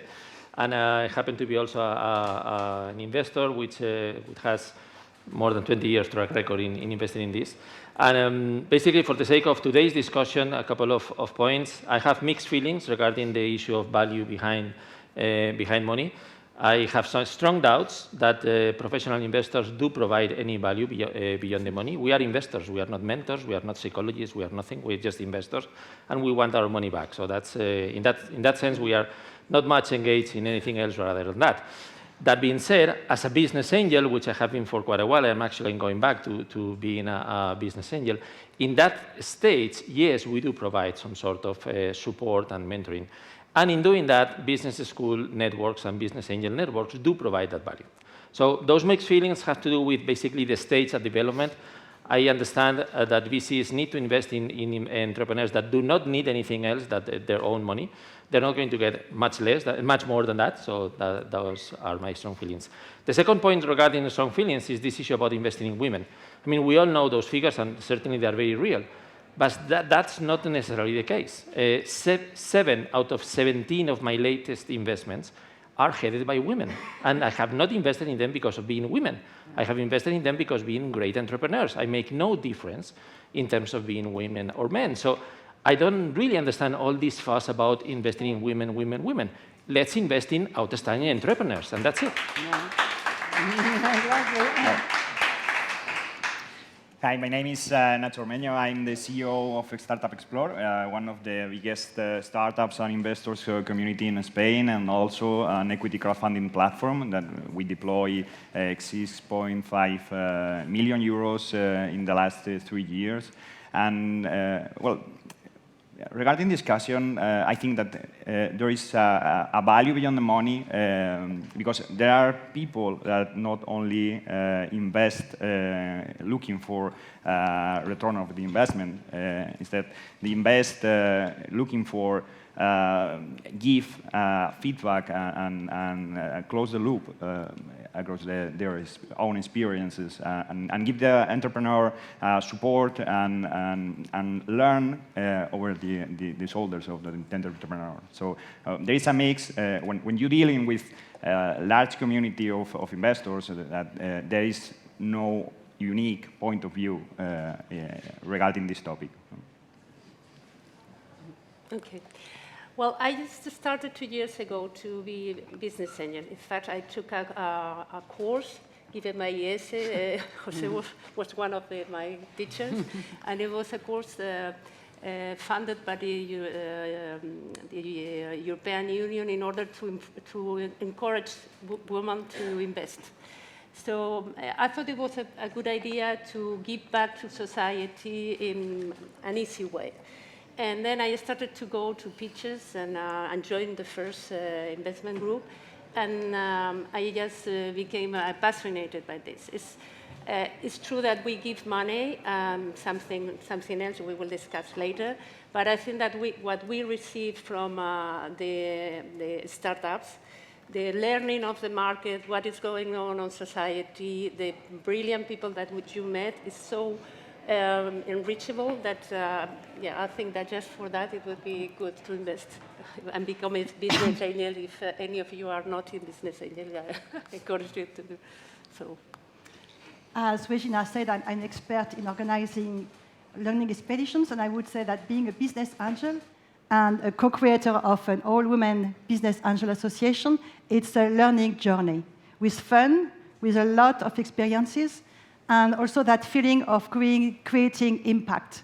Impact because we are choosing a kind of, I would say, activities that have not really a social impact, but always a good impact. And also because we are creating the atmosphere for the women entrepreneurs to present their projects in a friendly environment.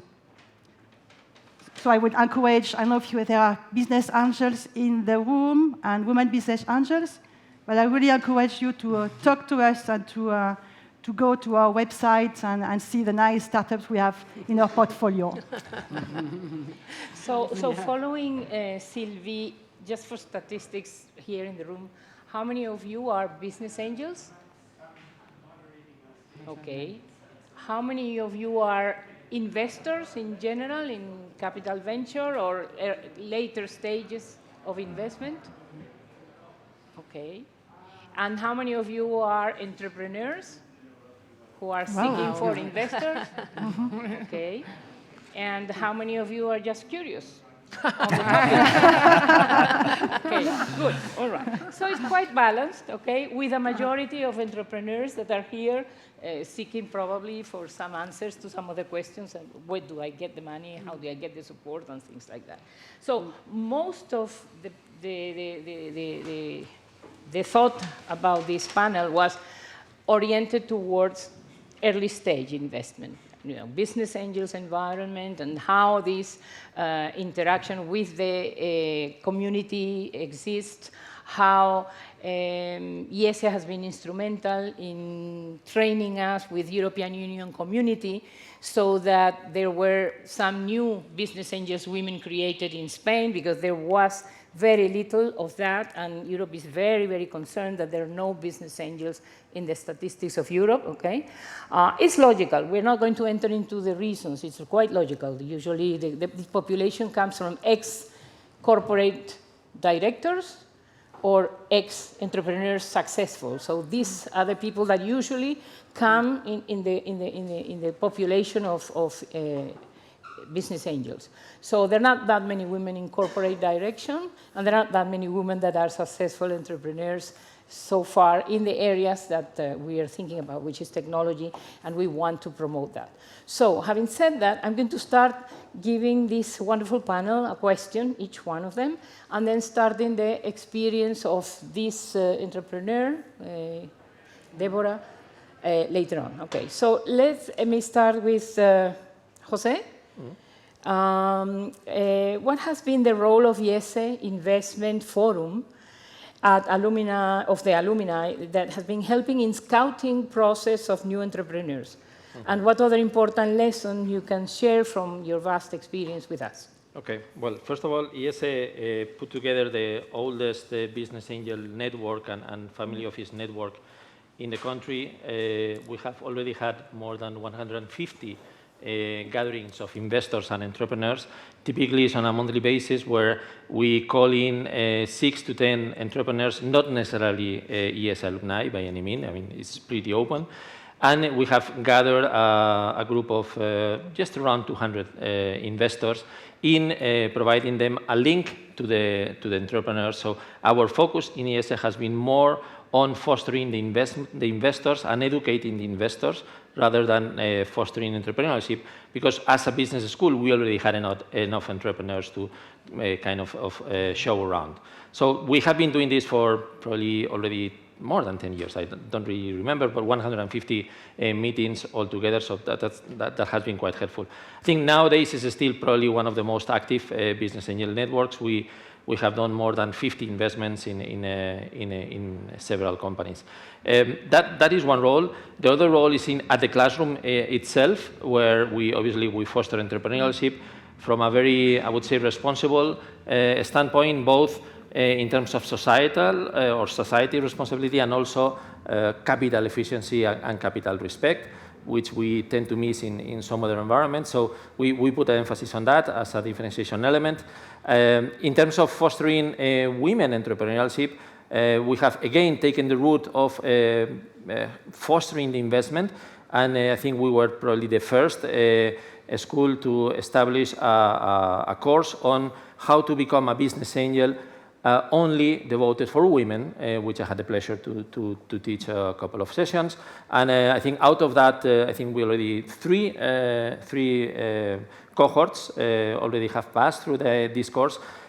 From the first cohort, we see here a fantastic example, which is Women for STEAM.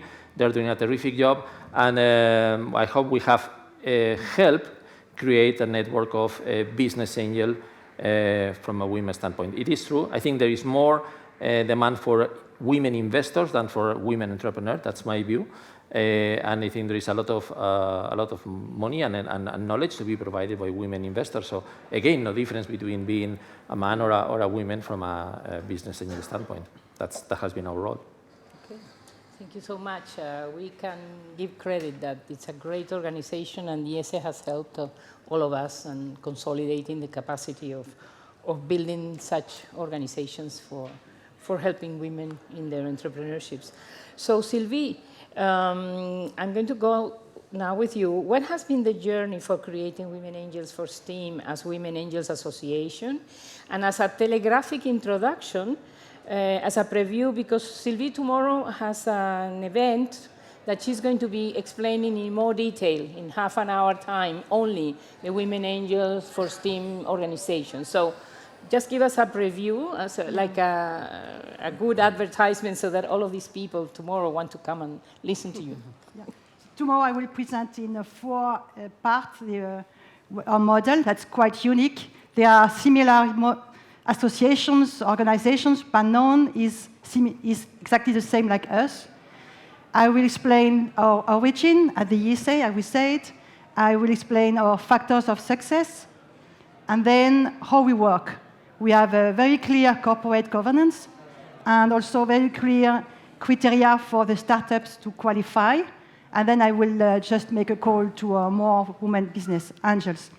And I would say the factors of success are that we are really aligned. We are threefold goals that are having more women business angels, creating a more friendly access to finance for women, and the third one is to having more women in tech to get a more inclusive world. Any question you have?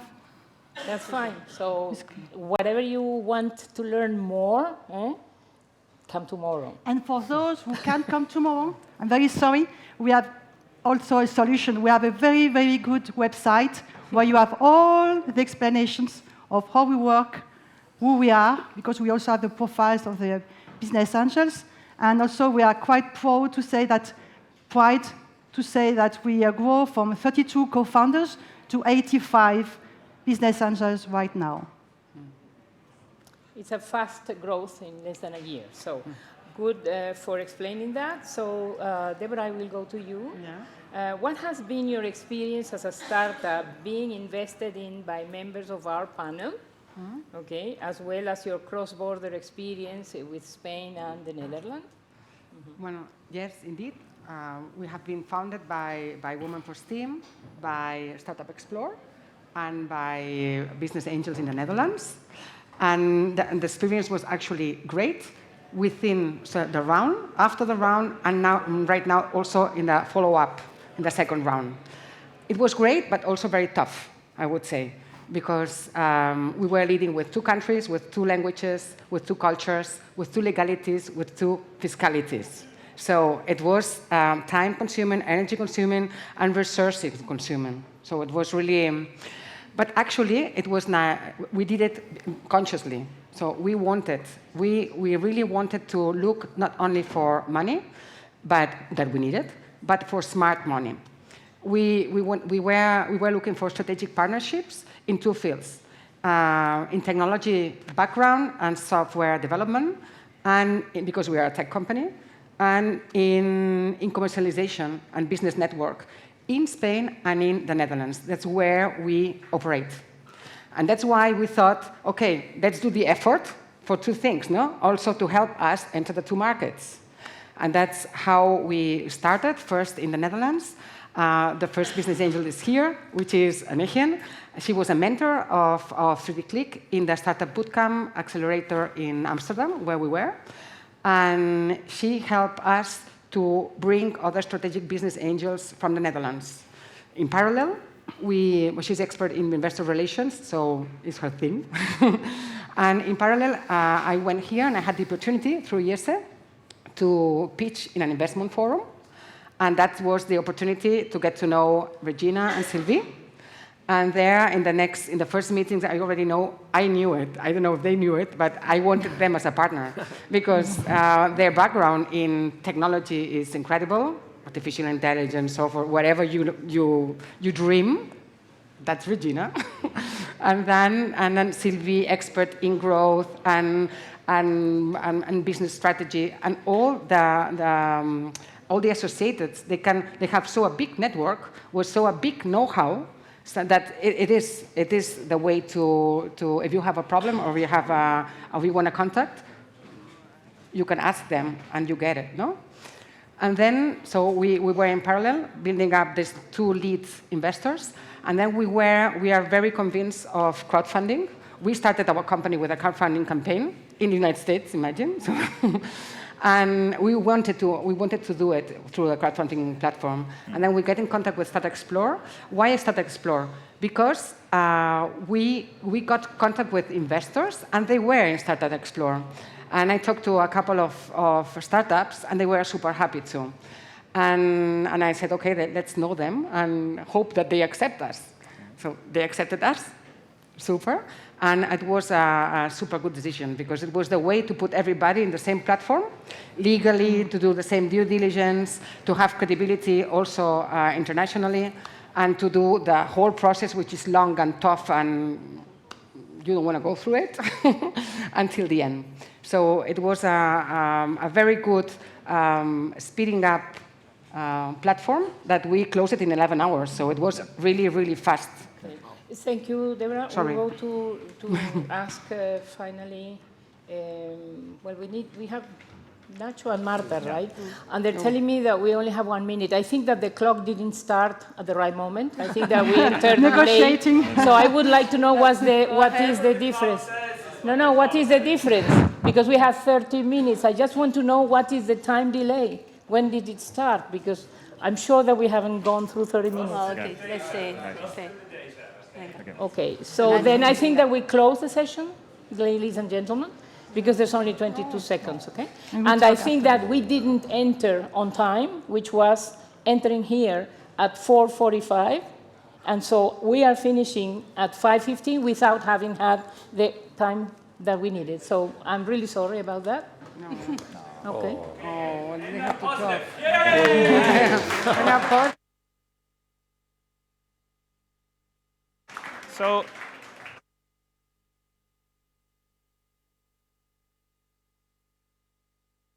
So if we want to start on time, it all means you guys have to get out quickly. Look, and the new people have to come in quickly. Okay. That's all of you. Okay, is my microphone working? Okay, very good. Okay, here comes the water, here comes the seats. This is all very good.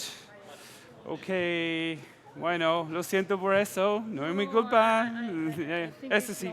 Okay, yeah, good to see you again, yeah. Bye-bye, adios. Okay, can we try and get the changeover done quickly, please? So those of you that are hugging and exchanging business cards, can you do that outside the door where there's loads of space?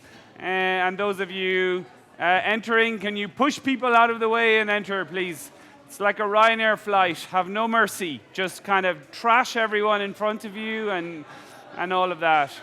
Okay, so no hugging. Okay. And so who's next anyway? Okay, network effects. Okay, that's everyone. Okay, se puede salir. Se puede salir lo más rápido posible. Gracias, gracias, gracias. I warn you, I'll speak Spanish. I warn everyone I'm going to speak Spanish. It's like the biggest threat I have. Okay. Okay, todo se puede salir. Moshe de Hole. Okay. Okay, could everyone please leave and let the people come through? God, it's terrible to be just completely ignored. Anyway. Okay, could you try and move out? Por favor, se puede salir. Gracias, gracias, muy amable. Gracias. Y la gente que quieren entrar, si se pueden entrar. Gracias, gracias, gracias. Ok, muy bien. El español funciona muy bien aquí, ¿no? Es que toda la gente te dan caso. Fenomenal. Okay, if you could all enter, please, that would be brilliant. Okay, the speakers can make your way on stage, please, and pick the seat of your choice. Moderator is probably best here. Hey, ¿qué tal, Sebastián? Nice to meet you. Muy bien. Okay, and Brian, whichever one you want. And okay, perfect. And we've got everyone. Okay, so that's really brilliant. Okay, so we've got everyone left, and we got everyone. Oh, they've started the time. So stop the time, stop the clock, stop the clock. Okay, we need to test the microphones. Okay, test Sebastian, please. Hello? Nothing, nothing, nothing, nothing, nothing. Okay, Brian, you try. Hello, everyone. Okay, yours works. I hope my one works. Perfect. Hi, does this work? Yeah? Hi, this is work. Oh, you've got a fantastic voice. Thank you. He's got the cool. Everyone, I feel an instantly calming motion, you know. Just say something again, go on. That's what I'm here for. Yeah, that's brilliant. Okay. So Stan, try. Yeah, I think it's working now. No, is it? No? Hola? Hola? No, it's not working. No? No. I have a voice to shout. Yeah, I know, but that's, you know, there's streaming and, you know, there's like millions in China watching this right now. You know, like, okay, nothing? No, I don't know. Okay. Can you hear me well? Yeah. There's men working on stuff. Okay, but we can't start, especially with the moderator. Yeah. Okay. No? Shall I start? No. People on streaming. We have to always have to think of the people on streaming. They're the people of tomorrow. I'm a fan of that. Okay. No, they're doing incredibly clever technical things there.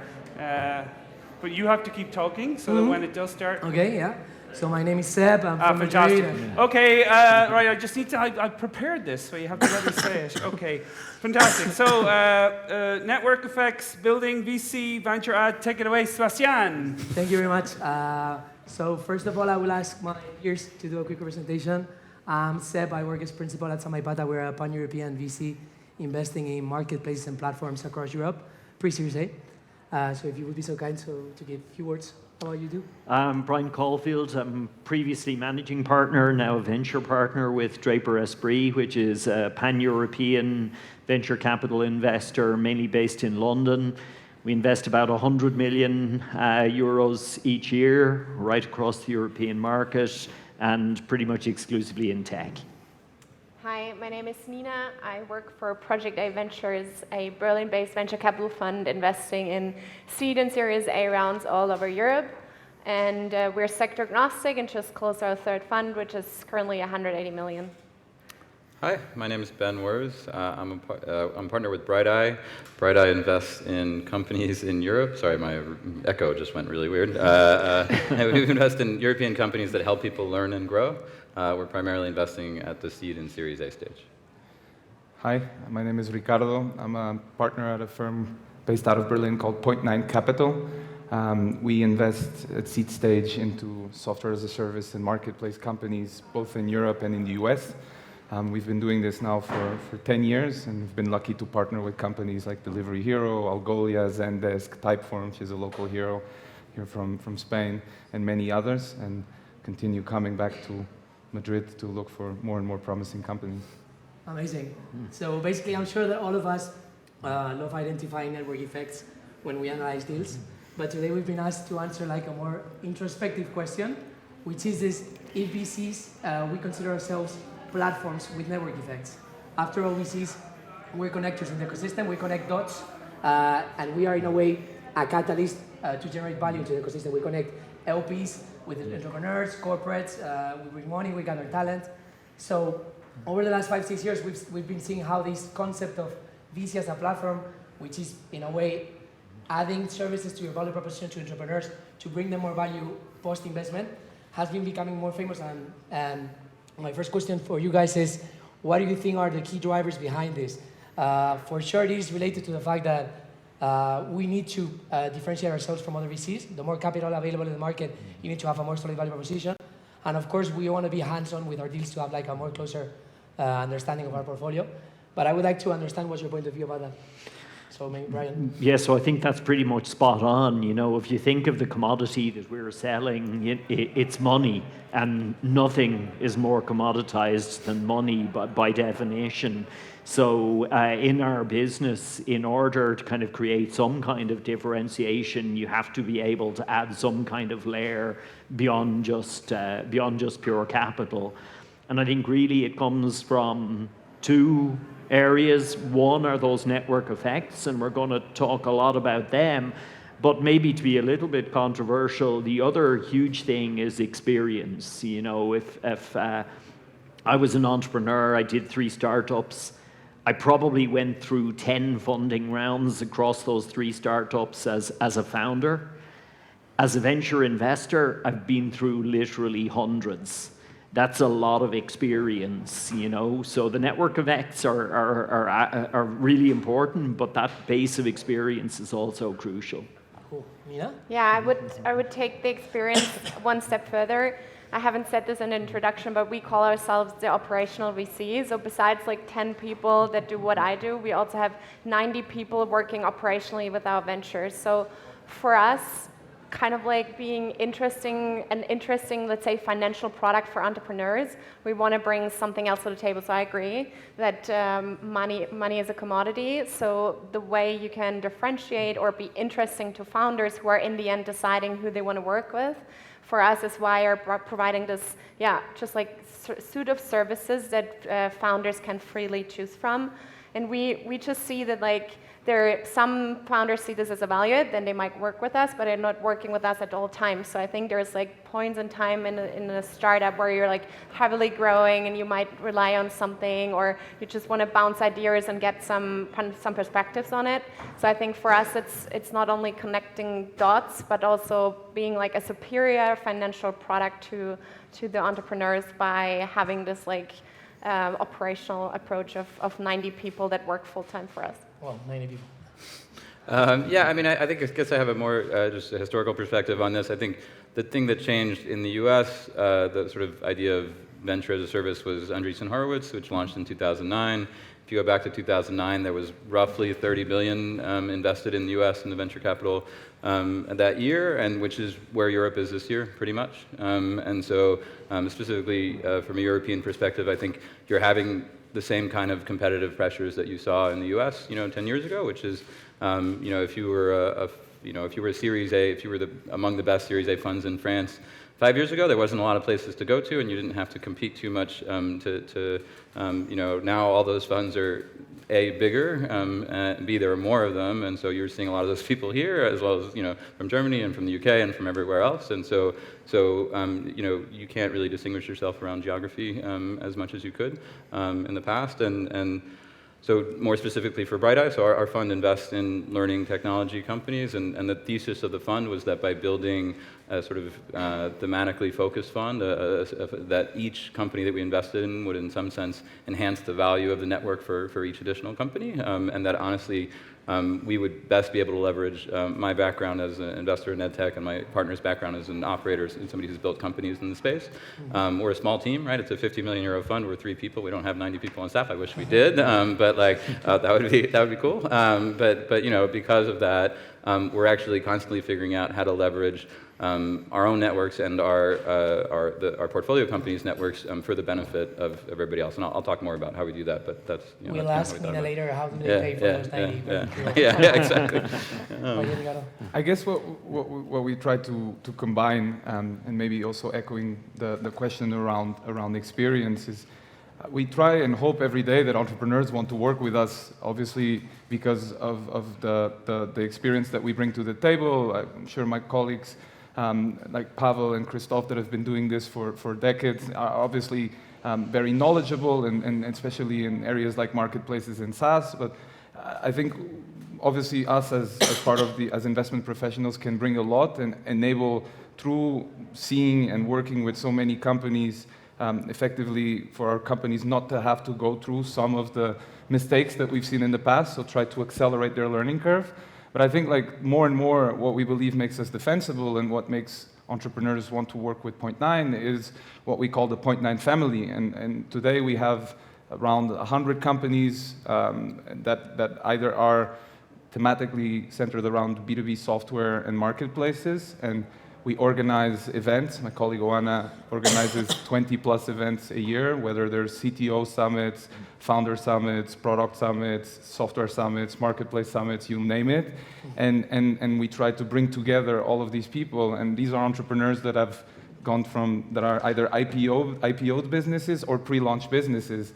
And more than anything, we just enable them to exchange on the experiences that they've gone through and try to create this sort of cross-pollination of knowledge across the portfolio.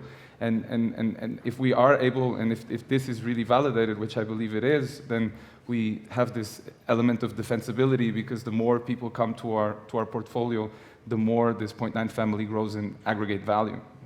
Yeah, following your point about connecting the portfolio, I would like to know if you have any tools to allow for that knowledge sharing to happen, and how are you allocating resources? So we know Nina has 90 people, but you have like networks of venture partners, advisors. Do you work like with curated services providers? Like if you had to decide between hiring internally and working with external providers, what would be your choice? And what tools are you using to connect the network inside, if you're using any?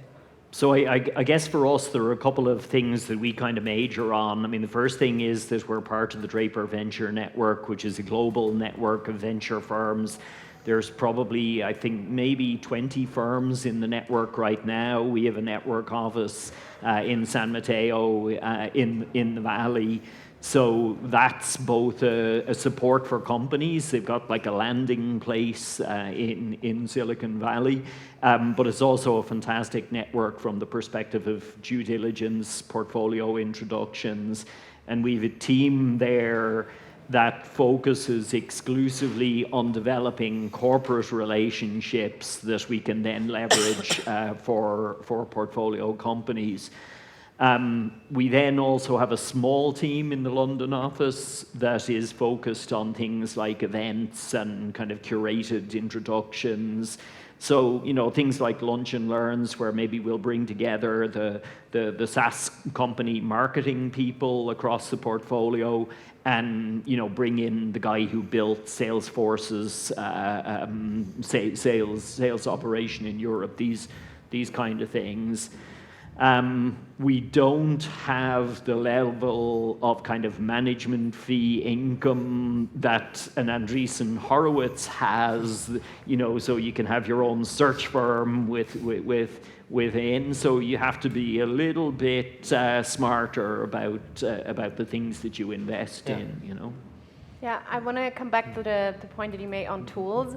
So we, for our what we call Project A Family, we have a Project A Family Slack that has like a different channel so that our portfolio companies can connect without us moderating or anything. So that's like the one thing that we do.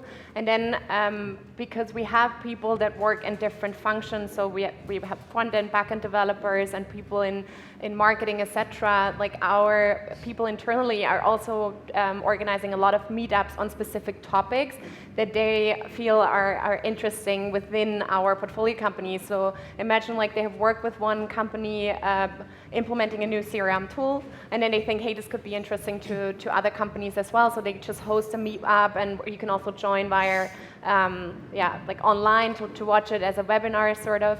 And then you have one expert from Project 8 joining, and then one of the portfolio companies that actually implemented it, and then like all the other head of CRM or CRM managers joining as well. So it's like it's not always on like a founder level, it's mostly on like very specific functional levels that we try to connect people.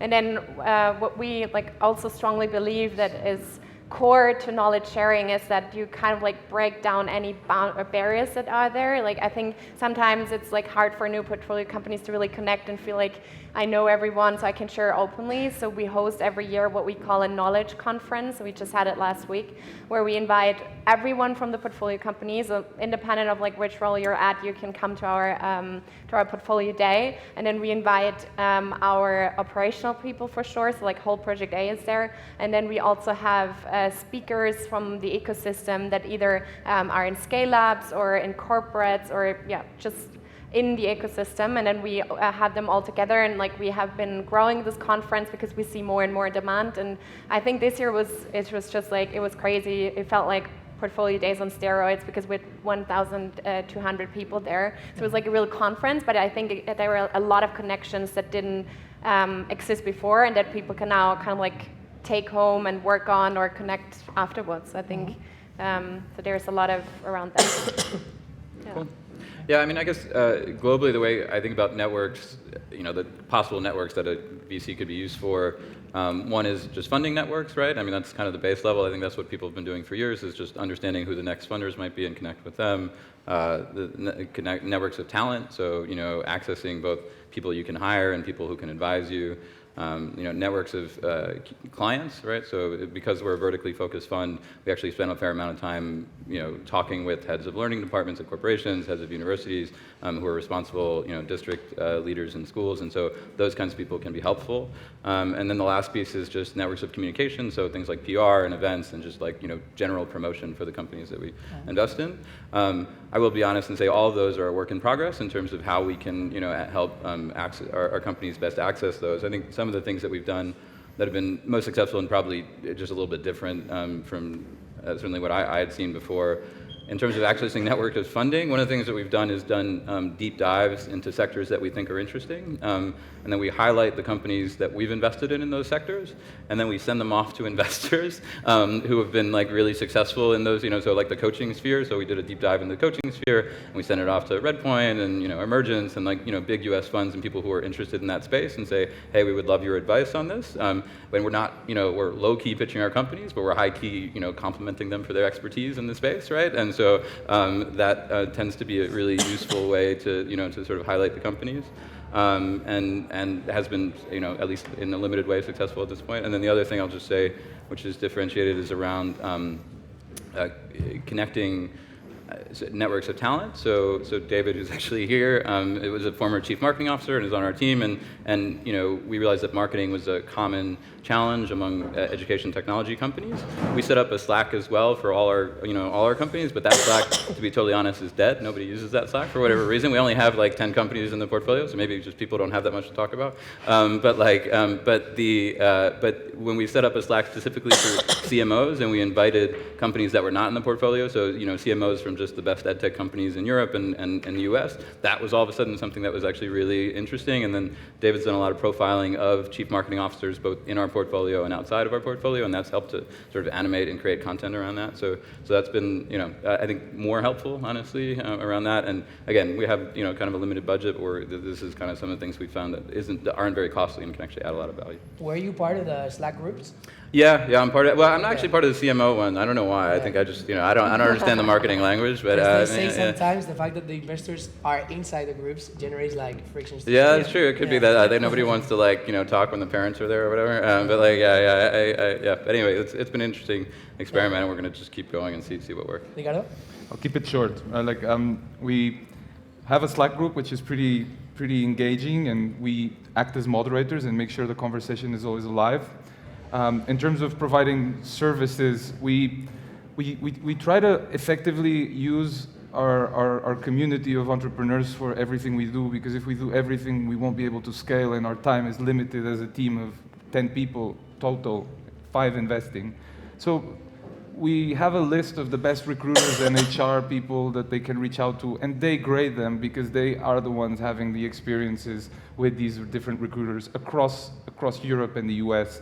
We have a list of potential follow-on investors, and again, we introduce them to these people, but they grade the follow-on investors, Series A, Series B, Series C, that end up investing in their companies and that end up interacting with them throughout the fundraising journey.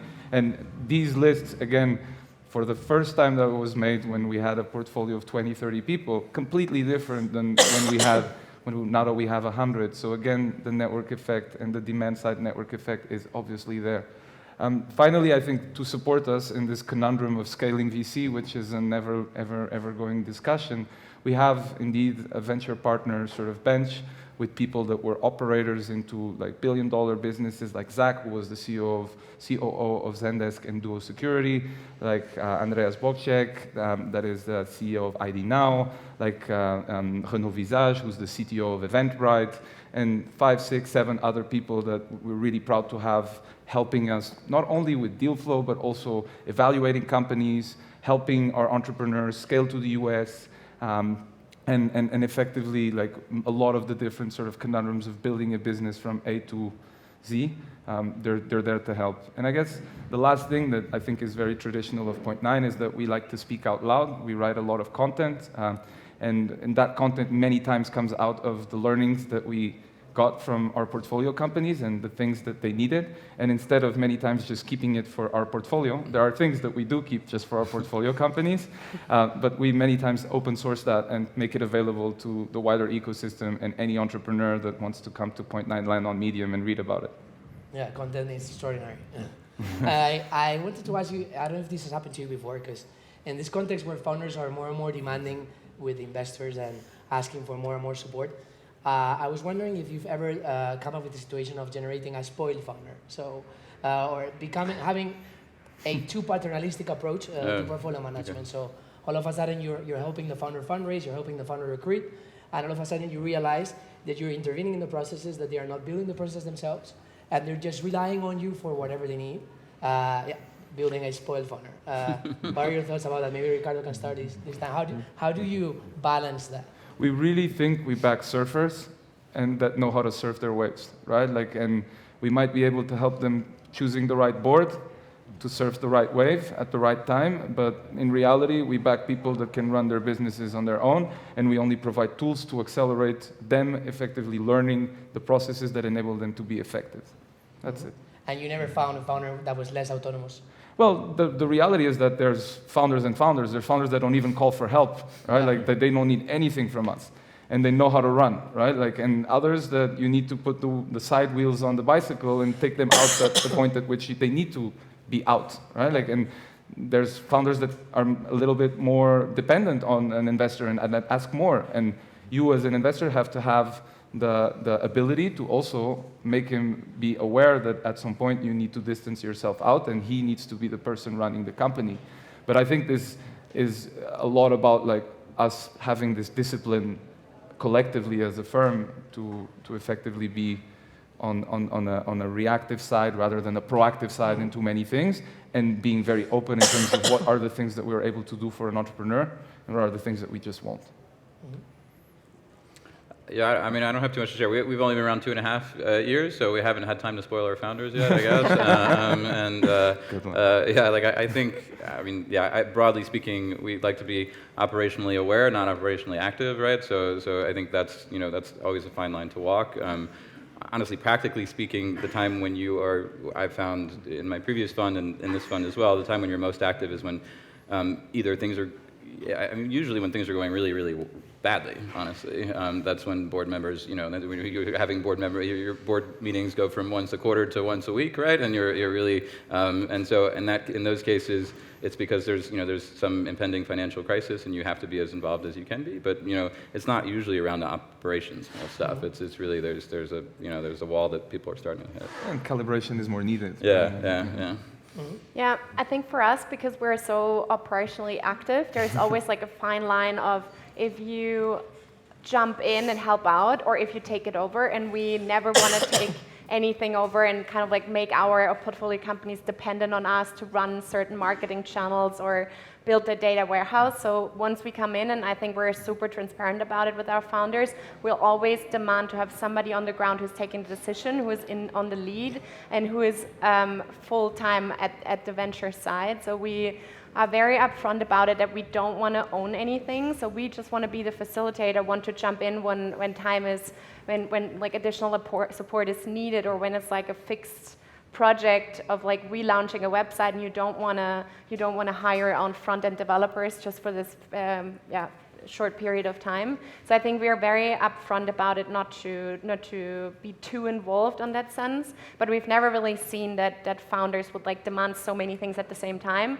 because, and maybe also coming back to how we afford it, we still charge our ventures for those services. We do so below cost, and they can go somewhere else if they don't want to work with us, but it still also shows commitment, and most of the time they're not coming to us at the same time asking for 10 different things. So it's like very point in time stuff where we can actually be very helpful. But I think it's a fine line, and you have to be careful not to make any ventures dependent on you, because this is not what we want. There's a lot of pressure on you because you're the voice of the experience. Yeah, so the first thing I was going to say is I'm almost 20 years in venture capital, and I don't think I've ever come across a spoiled founder. I do think it's a real question, though, but I think the problem actually lies more on the VC side than on the founder side. And I think it's particularly a problem actually for VCs who come from an operational background, who come maybe from a founder background. And certainly for me, when I moved from running my own businesses into being an investor, it was initially a little bit of a frustration for me, to kind of say, okay, this is something that needs to happen. I need to make it happen. I need to make it happen. And you have to kind of gradually, so I suppose the message for some of you guys in that is that there are upsides and downsides to really strongly operational venture investors. You know, sometimes they may stray across that line a little bit, and it takes time to get used to that.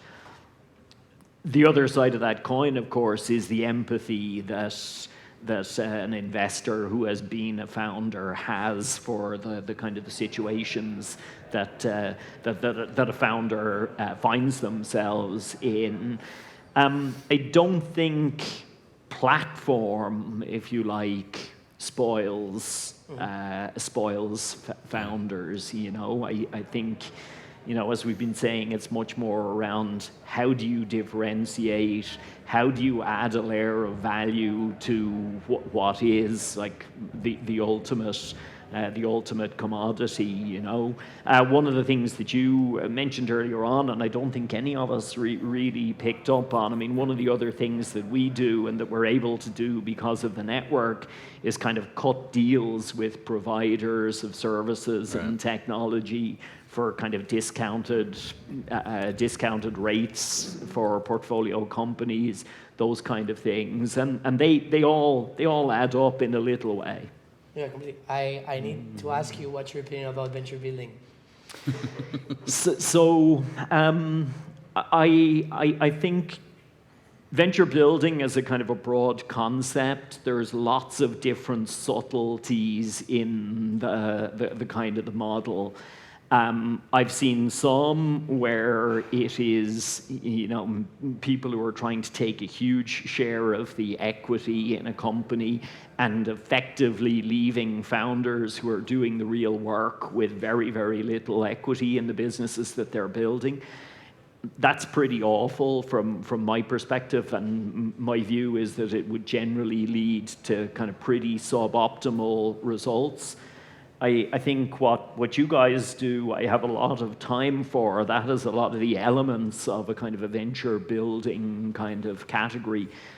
The other big danger is you can end up with, if you like, founders who really don't have a personal commitment to the problem that they're solving. And to me, I think the greatest entrepreneurs usually have a real personal engagement and commitment. You know, entrepreneurs, they're not really doing this for the money. You know, if they were doing it for the money, they'd be investment bankers, not entrepreneurs. It's an easier way to make a lot of money.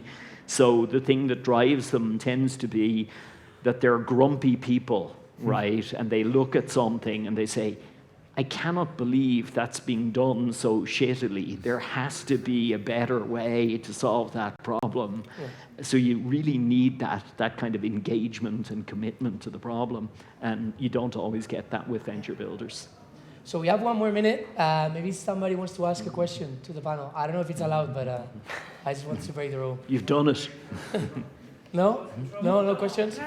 Never? Keep talking. Well, it's 30 seconds left, so it's been a pleasure. Thanks for all the insights, and an honor to moderate this panel with my peers. And thanks a lot, and sorry if you have any questions, just come around and ask us directly. Okay. Thank you. Great. Thanks, Ed.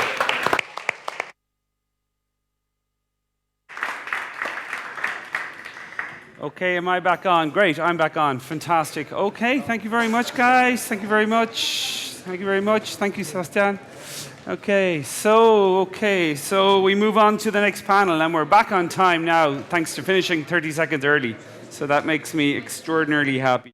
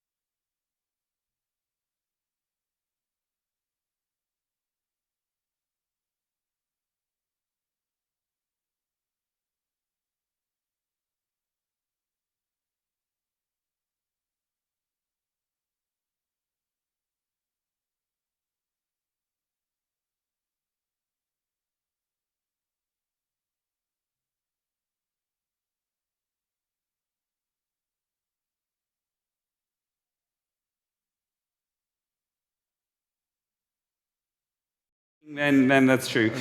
Okay, so, oh, you're not Julian, Jean. I just No, I'm not supposed to be here. Okay. So I saw Julian yesterday, so he's in town, but I'm not Julian. Okay, fantastic. Okay, well, you can be Juliano. Okay, whenever. Okay. Anyway, you can introduce yourself in a moment. Okay. So the second last panel of today is corporates working hand in hand with investors. So could you please give a round of applause to our panel? Round of applause. Thank you. So, well, welcome to this panel. There is not many people here. So, it's the end of the day, no? Yeah, it's the end of the day, so we are going to do our best. We'll do it quickly. Yeah. Well, my name is Rebecca Renedo. I'm going to have the pleasure to moderate this panel today. And we have here Ivan. Okay, he's, well, you want to introduce yourself? I manage currently the venture capital, the corporate venture capital from Prosegur. I used to work before in a financial VC, so in a financial venture capital, so I have seen both worlds, like financial investing plus corporate investment. Well, in Prosegur, it's a big corporation from Spain that you will know because of security, 4.5 billion euros turnover. We're in 25 countries. Security, alarms, cash in transit, and so on. And basically, we have a 30 million euros fund to invest in startups that are related to any of our core business. Andres? Yeah, my name is Andres. I think I'm going to change your chair because you are the only entrepreneur here in the room, and you should be in the center. Because you know you can do things without us, but we can't do anything without you guys. So, that's right. Let's talk about the founder first. Yeah. So my name is Andres. I am VP for the Venture City. I lead a growth accelerator here in EMEA. We invest 100K plus 6 months of program, and we have another vehicle to invest in Series A, ranging from 1.5 million to 5 million euros. We are a worldwide company. We invest more or less 30% of the portfolio comes from the US, 30% of the portfolio comes from LATAM, a little bit more part of the portfolio comes from Europe. Yeah, that's pretty much. Okay, Michel. Hi, Michel from Reloadly. We're an early stage startup, and we're a cloud API platform that connects mobile operators around the world with developers. So basically, Wayra, Telefonica is one of our investors, and the Venture City. And what we're doing with Telefonica, for example, is that we're going to be connected in the 15 countries that you are. And we're going to be exposing that through APIs for developers so they could easily access some of your services that you guys offer. We're based in Barcelona, and that's it. Okay. And I'm Pablo Moro. I'm the head of new business in Telefonica Innovation Ventures, which is one of the vehicles that Telefonica has for investing in startups. I guess most of you guys know Wayra, which is one of the best and one of the more famous vehicle that Telefonica has for investing in startups, but beyond Wayra, we also have Telefonica Innovation Ventures, that is where I am and where the rest of the team are. For investing in more mature startups, we do invest tickets from 150 keys to 6 million euros in startups that want to become global partnerships aligned with the Telefonica global strategy. And the areas of interest that we look for are the closer to the Telefonica core business, so all the buzzwords you can imagine, so I mean 5G, IoT, and the rest of the buzzwords. But the closer to the network, the closer to be invested by us, and that's it. Okay, well, I'm going to introduce myself. I'm Rebecca Renedo, as I told you. I'm the director, the finance director at Wayra Global. I've been in this project from the beginning, so I can say that I am a co-founder. And well, from these 8 years, we have been looking for a lot of startups. We have invested in more than 800 startups, and we have now in our portfolio more than 500 startups. And well, And we have been always with another investors on our portfolio. We can see that more than 1.2 billion euros has been invested for other parties. And as you may know, last year we relaunched Waira, and we wanted to clarify our thesis of investment, and we say that we invest never alone, okay? So today we are going to talk about this, and well, this year, you know, in Madrid, in Spain, we have invested with many funds, like Key Fund or Adara. We have invested with Venture City, with Prosegur still. Sorry, yes, and Nauta. So we've been working with many funds, okay, together. And well, as we are not many people, I want to know who is who in this room. Is some entrepreneur here? You can raise the hand. No way. Well, that's great. Well, wow. So no question for you. And any investor, financial investor here? No. And corporate? Well, okay. So this is about corporate. That's okay. why they have so many people here. Okay. Well, let's start with one question. I think one easy one. I want to know, you know, if you have been working as a financial investor or venture capital, and now you are in a corporate venture. How is the difference, you know? Can you tell us a little bit of the difference? At the end of the day, at least for us, at Prosegur, we are basically trying to invest in things where we are looking for a financial return, but on top of that, we also look for some strategic return. I mean, like getting access and identifying different disruptive companies and so on, no? The main difference that I see is that when you invest from a corporate, especially if you are going to invest like we do in deep tech, B2B business, and so on, the analysis that you can do is much better than you used to do in a financial VC, especially in Spain, where most of the financial VCs are agnostic and do almost everything, and one day they are investing in a marketplace and e-commerce, and the next day doing a cybersecurity investment. No? In our case, the good thing is that if we're going to invest in something related to AI and security, of course, we have the best guys doing security that know the best about AI and how to apply it to security. If we're going to invest into cyber, we get support from them. So at the end, I think you are able to get much more in-depth knowledge of the business where you are investing in. That in our case, it's important when investing in deep tech technologies. And what do you think is, you know, why corporates are betting so hard, you know, now in corporate ventures? What do you think is so important for them?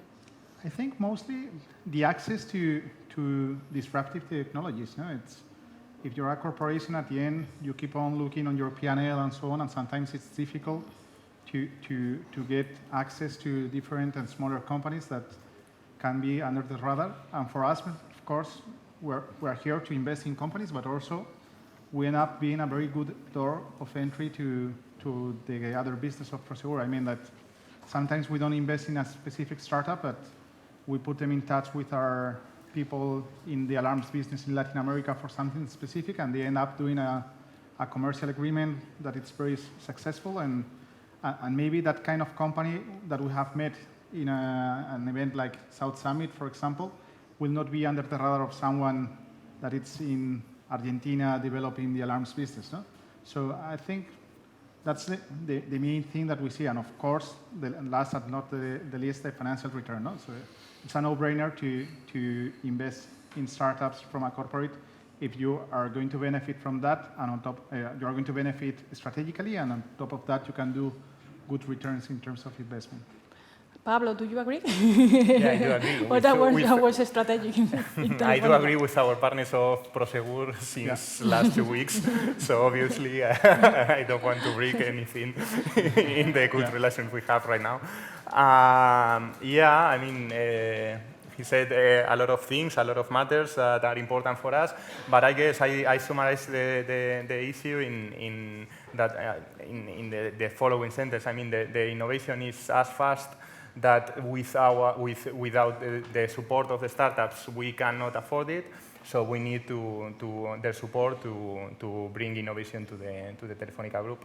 We are right now a portfolio of direct investments formed by 10 startups. 80% of them are working with Telefónica, and the other 2 did it before. So obviously, we need the startups for working with Telefónica. Michelle, you as an entrepreneur, what do you expect from a strategic partner, like or a venture capital partner, or from a financial partner? Sure. So being a startup, especially early stage, I mean, you want to get as much help wherever you can. And having strategic investors plays a big role because, first of all, doors can open up for you where by yourself you probably wouldn't be able to open up. And for example, with the Venture City, we get a lot of support in a way that when you're early on, you don't see the actual foundation that you need. You think you have a good business model, you want to go to market, you want to do this, but there's a lot of building blocks that need to be there before. So having the right support and strategic partners, in our case, Telefónica, we're a telco startup, telecommunication startup, and partnering with Telefónica plays a big role in our 5-year initiative, which is to be connected with all the mobile operators around the world. So yeah, I think it's very important early on to choose strategic investors who can help you grow. Andres, you as a venture capital investor, what do the metrics that you look for, to invest in a startup? What do you see? You would look for? Yeah. So it depends a lot on the states. So, for example, in the case of Redotley, when we saw them, they had some metrics, good revenue. They were doing well in terms of growth. But it wasn't the best or the main thing that we used to take the decision to invest on them. Indeed, in your case, it was more related to the team and the velocity that they have to code, to prepare product. They were very flexible, and that's why now, 4 months later, they have a future iguanacorn. We call iguanacorn to the unicorn because we come from Miami, as Michelle, so it's like the animal there, so we use that figure. That's one thing. The other thing that probably add more value here, and it's not very used in Spain or in Europe, is something that we call the quick ratio, right? And I don't know if you guys know what the quick ratio is. Someone knows that? No? So quick ratio is a ratio that let you understand if there is retention and growth at the same time, because you can add new users plus resurrected users divided by the churn, something that Michelle is using in our daily basis with us, right? So we try to understand if there is always retention in the company before growing, right? Because we have seen a lot of times the problem of the bucket with holes, right? Where you put water, you think that is the time to grow, but you just have holes in the bucket, and meaning that you are putting a lot of money in the investment, in the marketing, but there's no retention as a product, right? So we try to see, or we analyze retention metrics a lot, as a prior phase to grow the business. Okay, and how important is the valuation to close the rounds?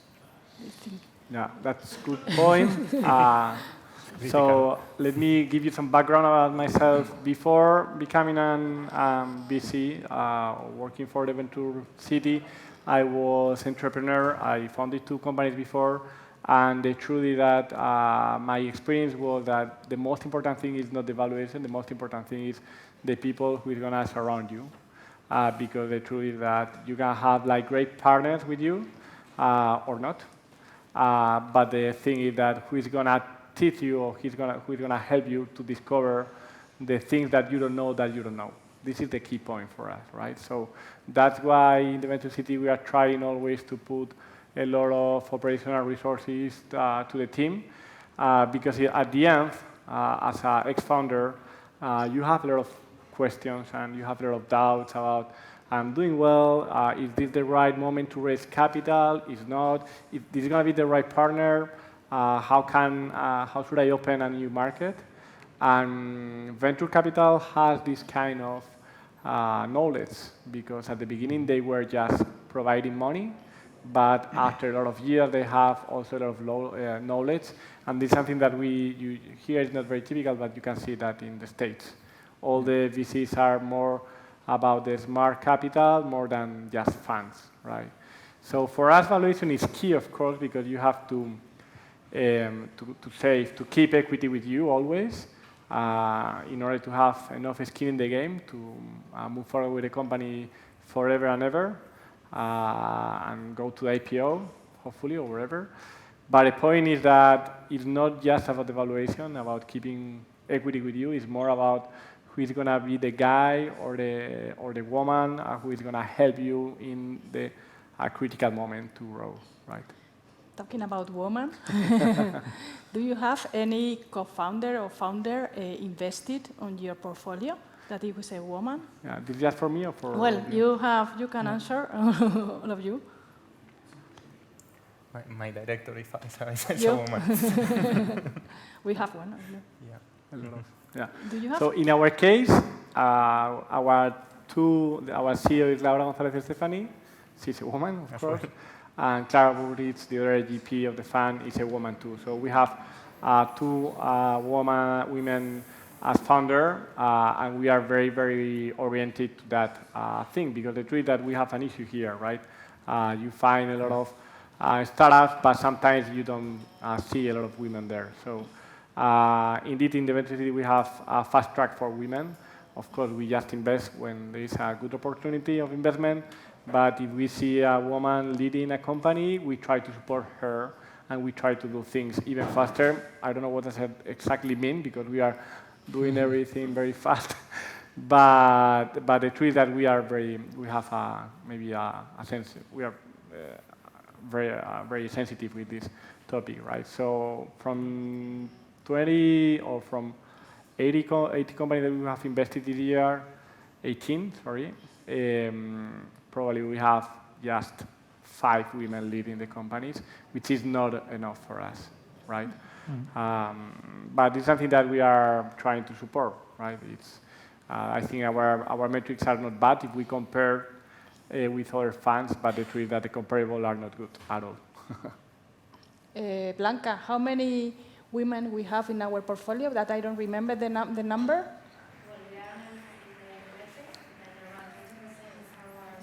20.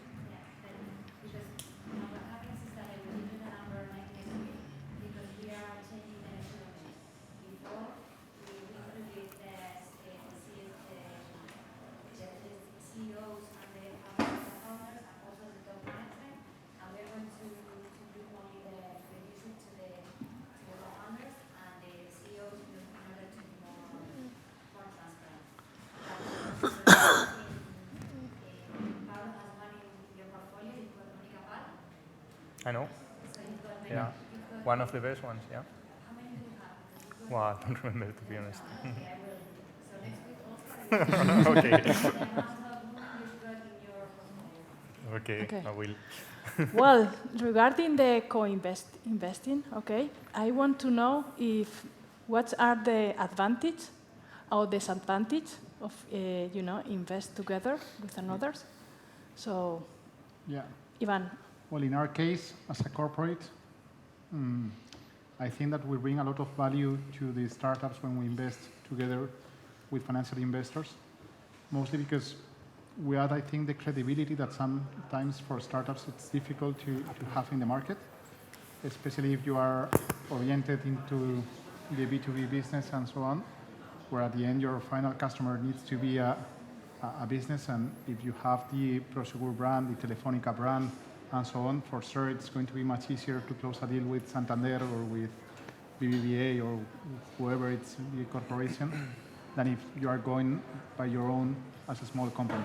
And I think that kind of value added that we can add to a financial investor is pretty good and well, brings value also for the startup. And you, as a startup, how you feel like having both? I mean, the more strategic investors you can have, the better it is. So.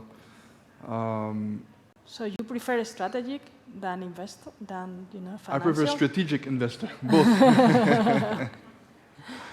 Yeah, no, it plays a big role, and for us, we were fortunate to have some good investors in around, and we just started. We closed it 2 months ago, so we're working closely with most of our investors, and it's paying off. Pablo, you have? Yeah, I mean, I guess the whole picture is, I mean, the perfect whole picture is investment together. I mean, in Telefónica, we don't want to invest, to lead investments. We prefer to a VC can do it. Yeah.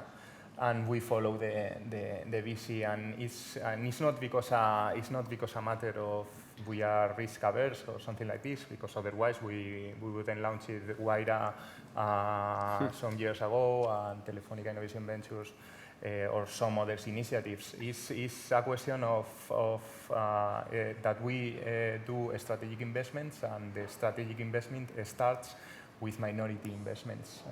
So what we can provide is quite similar to Prosegur said, and is our channels to get customers. In Telefónica, we have more than 300 million customers to provide to the startups, but also, as you said, the branding. Obviously, if a startup want to get a new partnership or a new investment, it's going to be better if they have a strategic investor or a corporate within their LPs.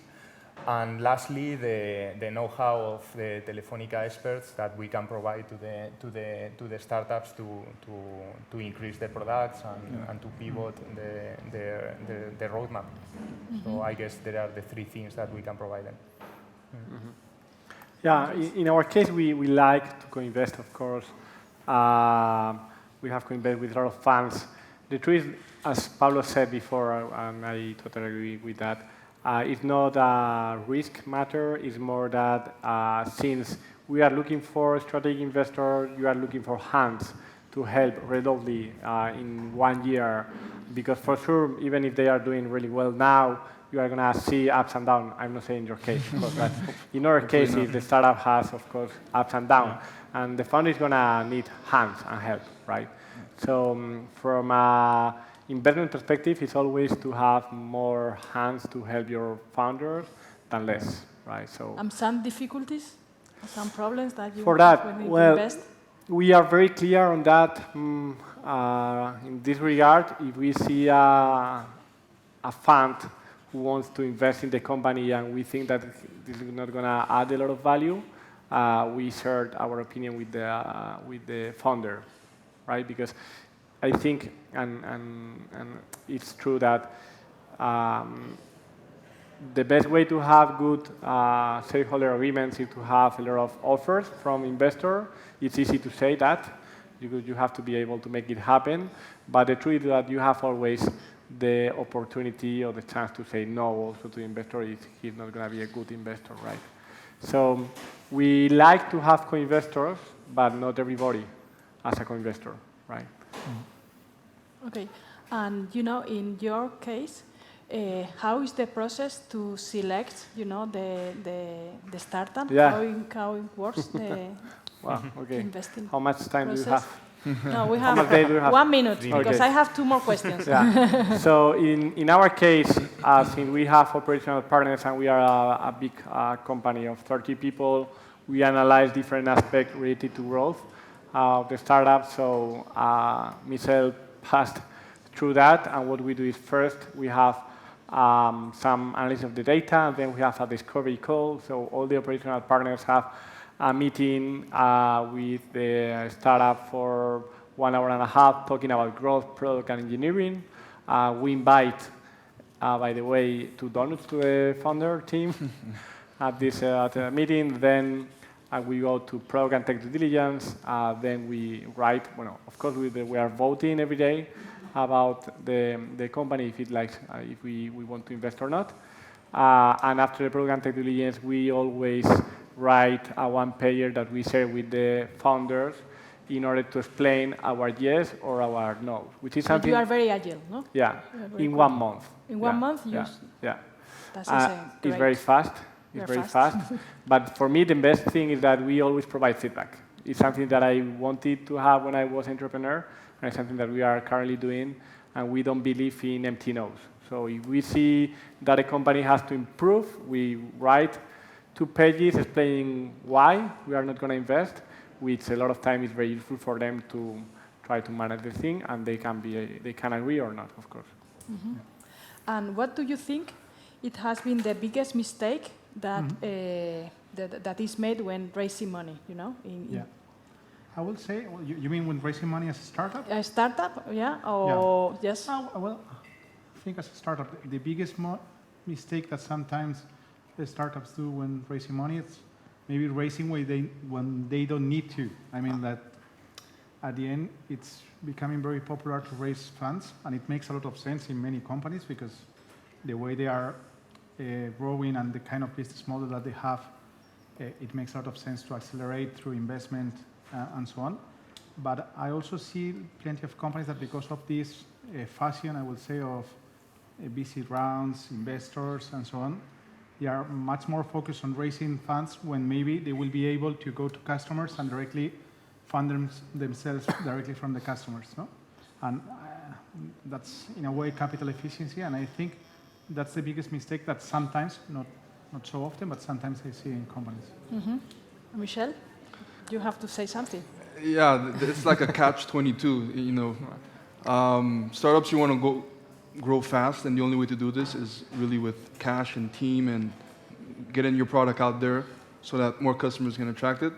But I do agree that first you need to probably put out your MVP and test the market and really have a lot of grit, a lot of grind before just taking the easy way out, which is not so easy to raise funds, by the way. But I think that founders who really focus on just making it work first might have a better chance to succeed when they get the funding.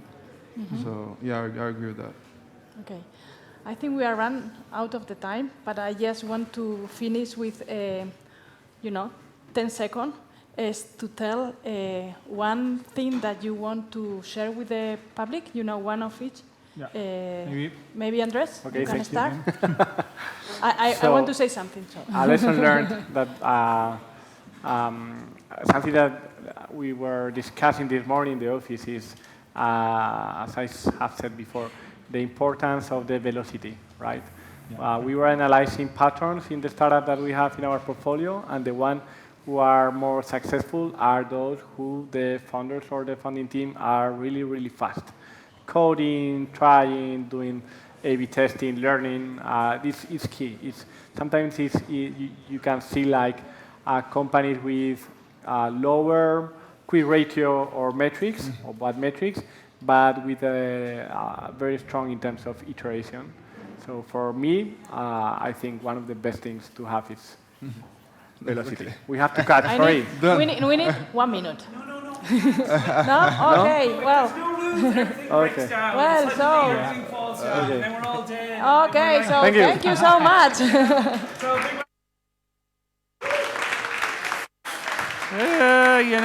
Hey, good to see you again. Yeah.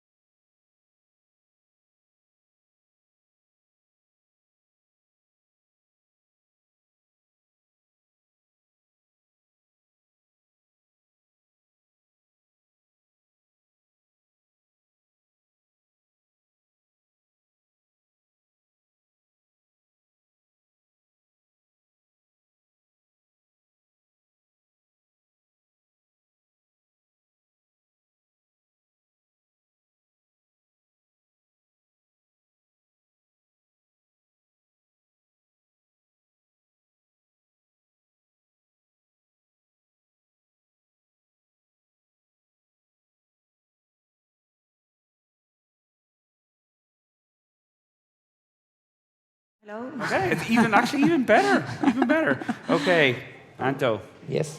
Come on, more than Yeah. that. Okay, yeah. Yeah, see? Perfect. Perfect. Perfect, very good. Okay, that's fantastic.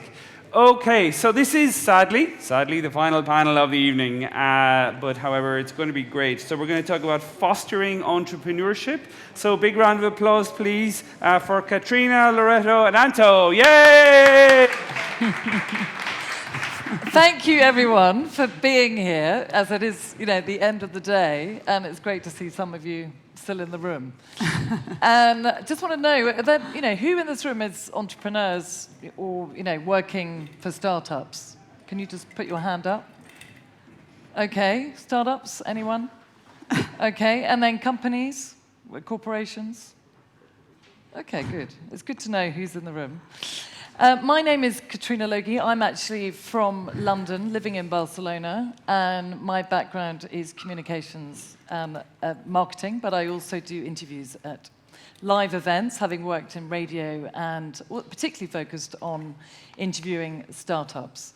And today I'm going to talk about fostering entrepreneurship with these two, Anto and Loreto. And we're going to talk about, when it comes to fostering innovation and entrepreneurship, there's a big role for both governments and corporates. So the key is finding ways to work together. And we're now going to talk to these two to talk about, particularly focused on ecosystems for entrepreneurs in terms of fostering entrepreneurship, because they both have experience in these areas, and it just seems to make sense that, it's an interesting topic as well. So, Loreto, please, first of all, I'm going to introduce Loreto Devel Sabada, who is General Director of Digital Economy and Innovation for Junta de Andalucía. So, Loreto, do you want to tell us a little bit about your background and, what you do currently? Okay, so hello everybody. Thank you, Katrina, and thank you to the organization for inviting us here. I am very pleased to be here because it is a good opportunity to talk a little bit about our ecosystem in Andalusia. So thank you very much. Well, as you have just said, I am General Director of Digital Economy and Innovation. And in my directorate, we develop several functions concerning technology, concerning digitization. We provide some services for the administration as communications and cybersecurity. And we have one of the biggest corporate communication networks in Europe. And we also developed some line of actions concerning digital economy, which means, for example, promotion of smart cities between local administration or digitization of enterprises, training citizens in the use of technology. And of course, we have also two acceleration programs for startups. And now with a very recent change of government team at the beginning of the year, we are getting closer to the startup ecosystem, and we are working now very hard on improving the situation in Andalusia. Great. Okay. And thank you, Loreto. And Anto. Thank you. So Anto works as a project manager and social innovation for Fundesit in Extremadura. So explain about what you do exactly. Yeah. Okay, thanks. Hi, everyone. My name is Anto, and I am part of the team of Fundesit. We are the technological park of Extremadura, a public foundation, half University of Extremadura and another half government of the region. We are the people in charge to develop or strengthen the startup ecosystem, but not only the startup ecosystem, also the innovation in general. No? In my case, I am the project manager from the startup program. I am community building of all the startup ecosystem, help different process, training, different workshops to help a startup to the early stage to scale up. Okay, our idea is to, from Fundesit, we have 15 people working with different kind of startups. a lot of kind. I think it's between 80 and 100 startups in all the region. Extremadura is a peripheral and rural area, and it's very difficult to have a center or central hub in our region. No? Our model is distributed on the territory. For example, it's very difficult for an entrepreneur living in the south of the region attend a workshop in the north. No? For example, one was 3 hours by car. Okay, it's very difficult. Our model is fostering entrepreneurship in the territory. Okay, we have different incubators, small incubator, pre-accelerator programs, and also work very close with another initiatives like Telefónica Open Future between Telefónica and Junta de Extremadura. Okay, we help to support in the process, to ask for a startup, strengthen their open calls, etc. Yeah. Okay, great. And not only that, Anto, but you're also an entrepreneur yourself. Yeah. So yeah, I am 2 hats here. No? I also entrepreneurs. I have a different initiative about digital business model in general. One about music industry. I running now a discographic label. Yeah, my idea is to develop a prototype to introduce blockchain in the commercialization and distribution of the music. Mm-hmm. And another initiative is a crowdfunding platform funded in 2011, 8 years ago, when I started crowdfunding. The name is Goteo. I don't know if you know the platform, but it's only for social projects. But for me, it's easy to develop a program for entrepreneurs, people, yes, for example. Because you understand because I am an entrepreneur's mind, no? Exactly. Yeah. So we've got 2 hats. We've got 2 people from different. One from, as we talked earlier, one from the cloud and one from the ground. So it's interesting to have 2 different points of view from both sides. And let's talk about your local ecosystems. How long has for example, Loreto, how long has it been an area for startups in Andalusia? Well, in Andalusia, until a couple of years ago, Andalusia didn't appear in any reports about startup ecosystems, neither European reports nor national reports.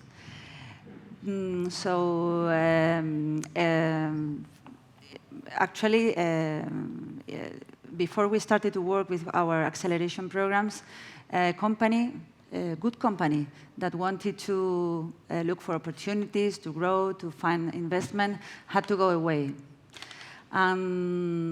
He had to go to another cities, another places like Barcelona, like Madrid.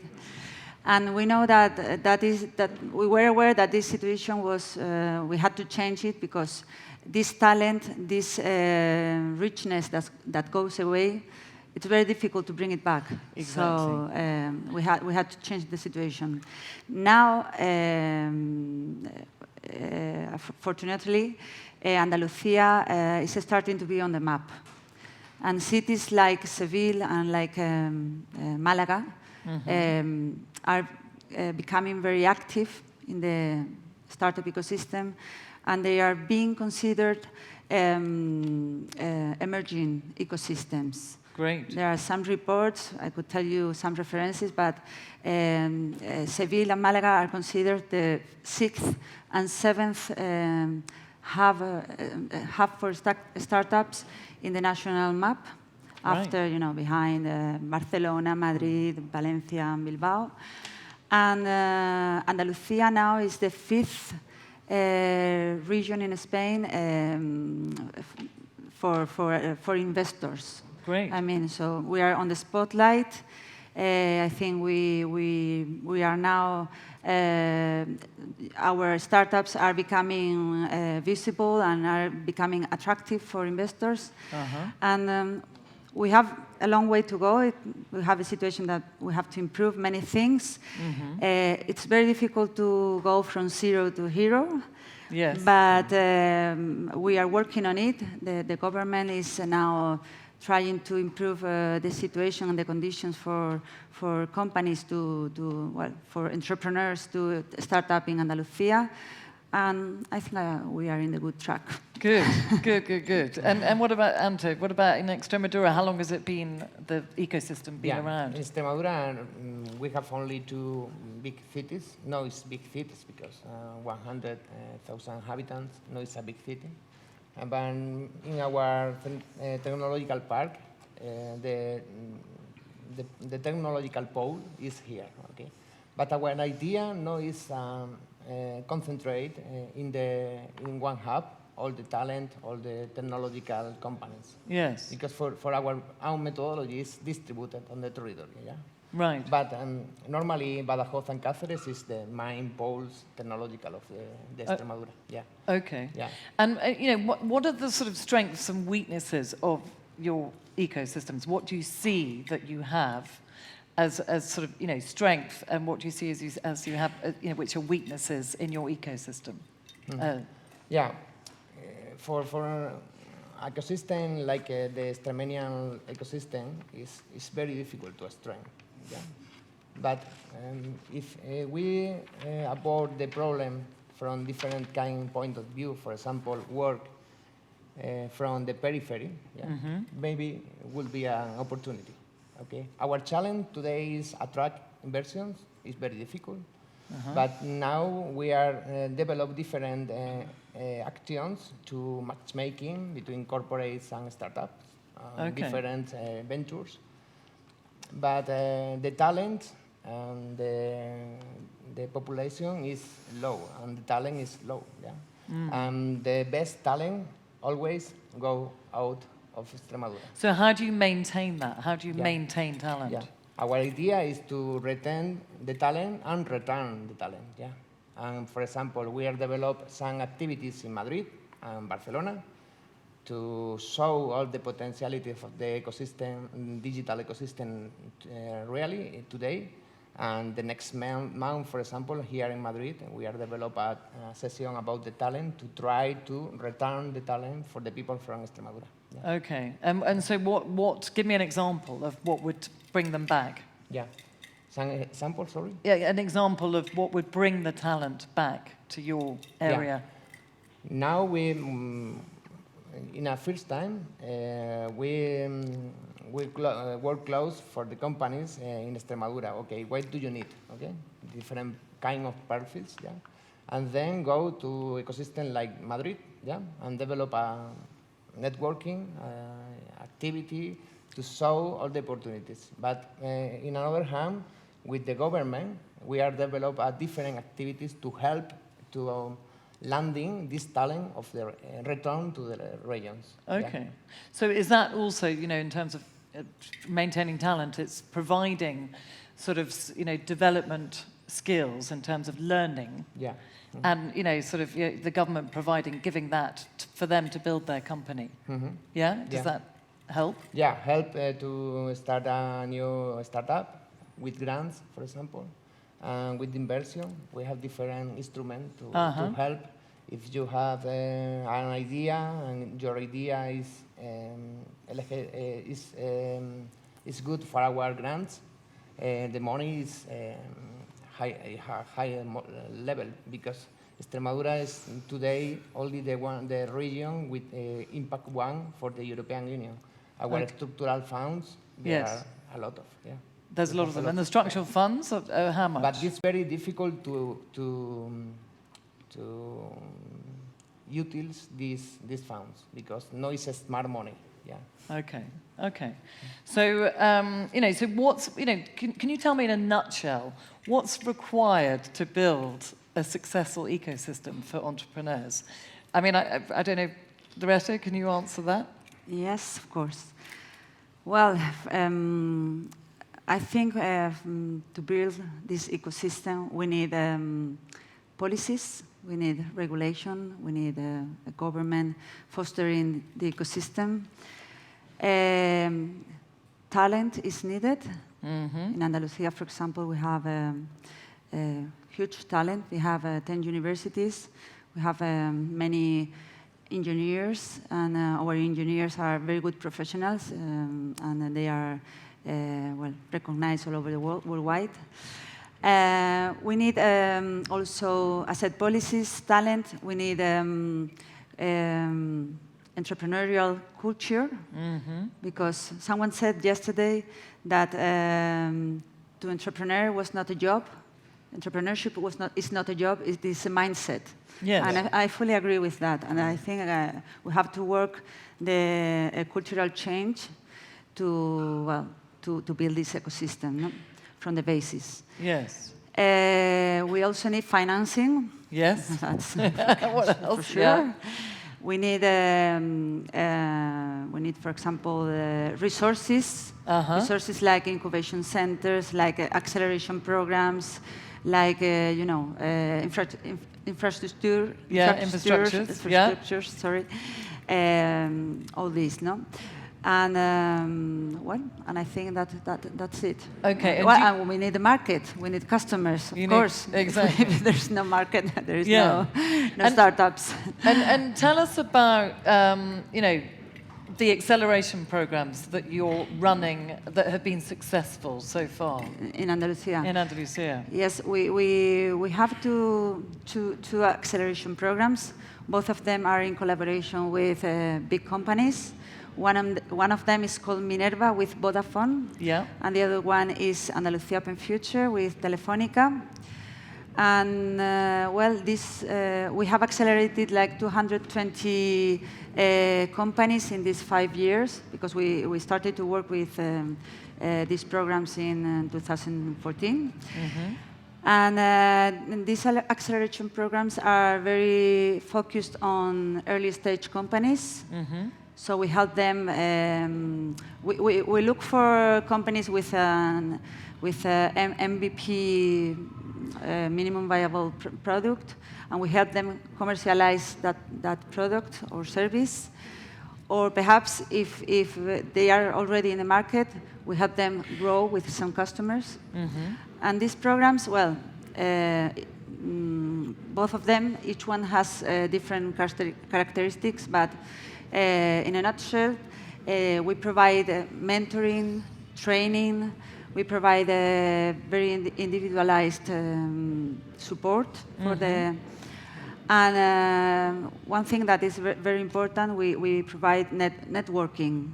We provide the possibility to contact partners. For collaboration. Yes, big customers and financing and as finance well. as well. Of course. Yes. Is it easy to find finance, or do you find that quite challenging in terms of finding finance for startups? Yeah, I think that's the huge it's challenge. A big challenge. Yes. And what are the other challenges you find in terms of building these ecosystems? What would you say is the biggest challenge?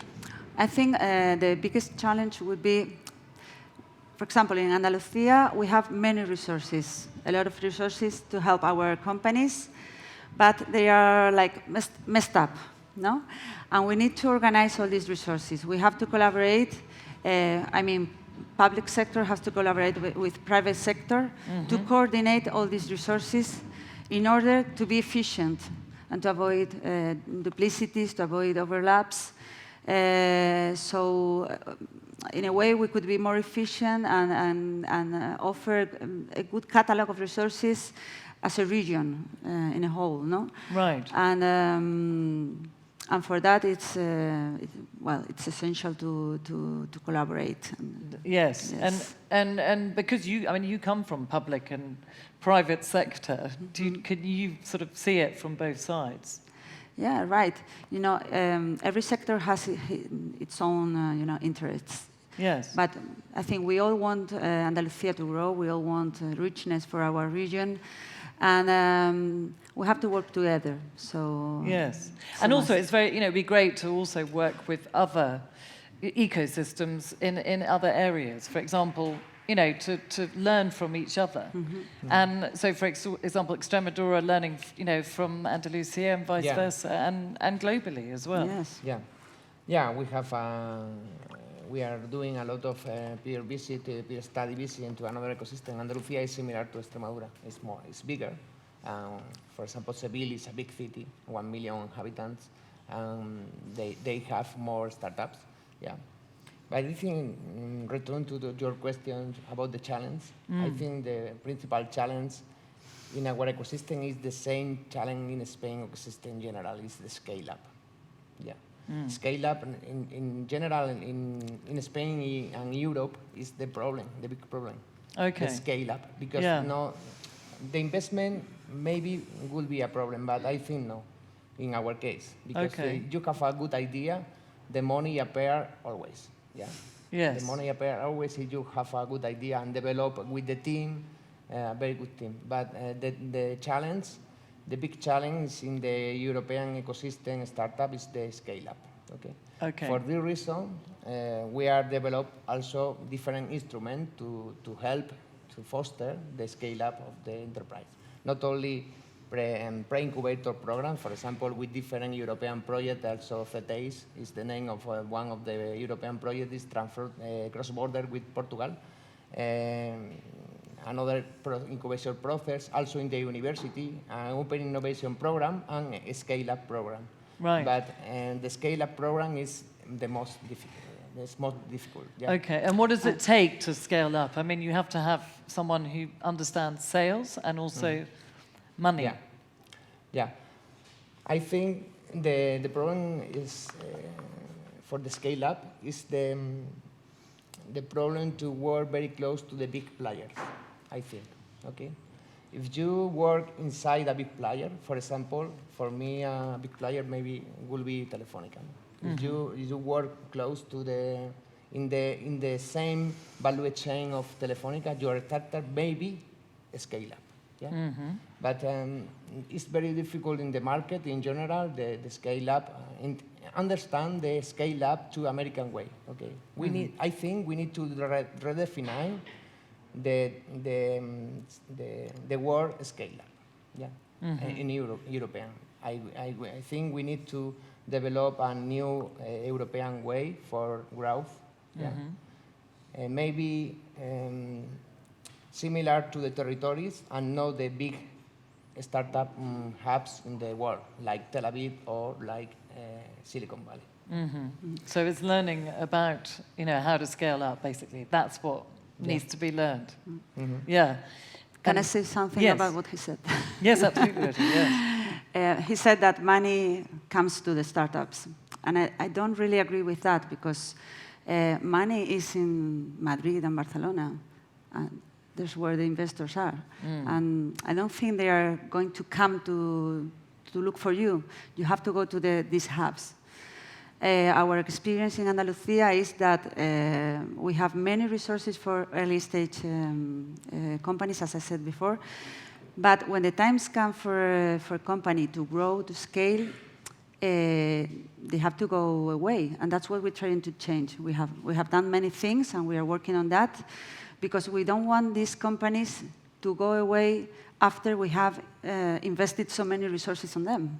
Yes. Because Andalusia is an excellent place to live and to work as well. Quality of life, labor and living costs very low. Many things, talent, great professionals, the wine, the food, everything is perfect. That helps. That helps.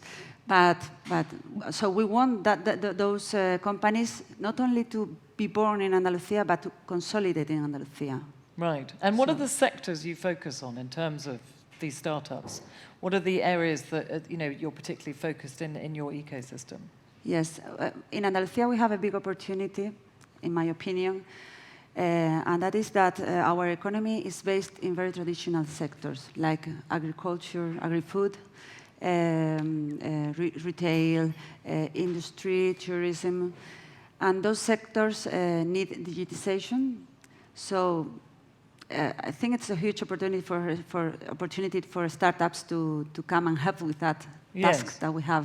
Okay, and pretty much the same for you, Yeah, Anto? it's similar. Yeah. Okay. We don't have a big vertical for work, but our specialization, regional specialization, is similar to Andalusia. Okay. And in terms of, attracting money for these startups, how do you go about it? How do you create money for these startups? Mhm. Yeah, because that's one of the challenges. Well, we have, in Andalusia, we have had, I think, successful experiences like, for example, we have invested in some companies with participative loans. So with that, we have attracted private fundings as well. We also, for example, are supporting investment events in Andalusia as Alhambra Venture, which is a very big and important event.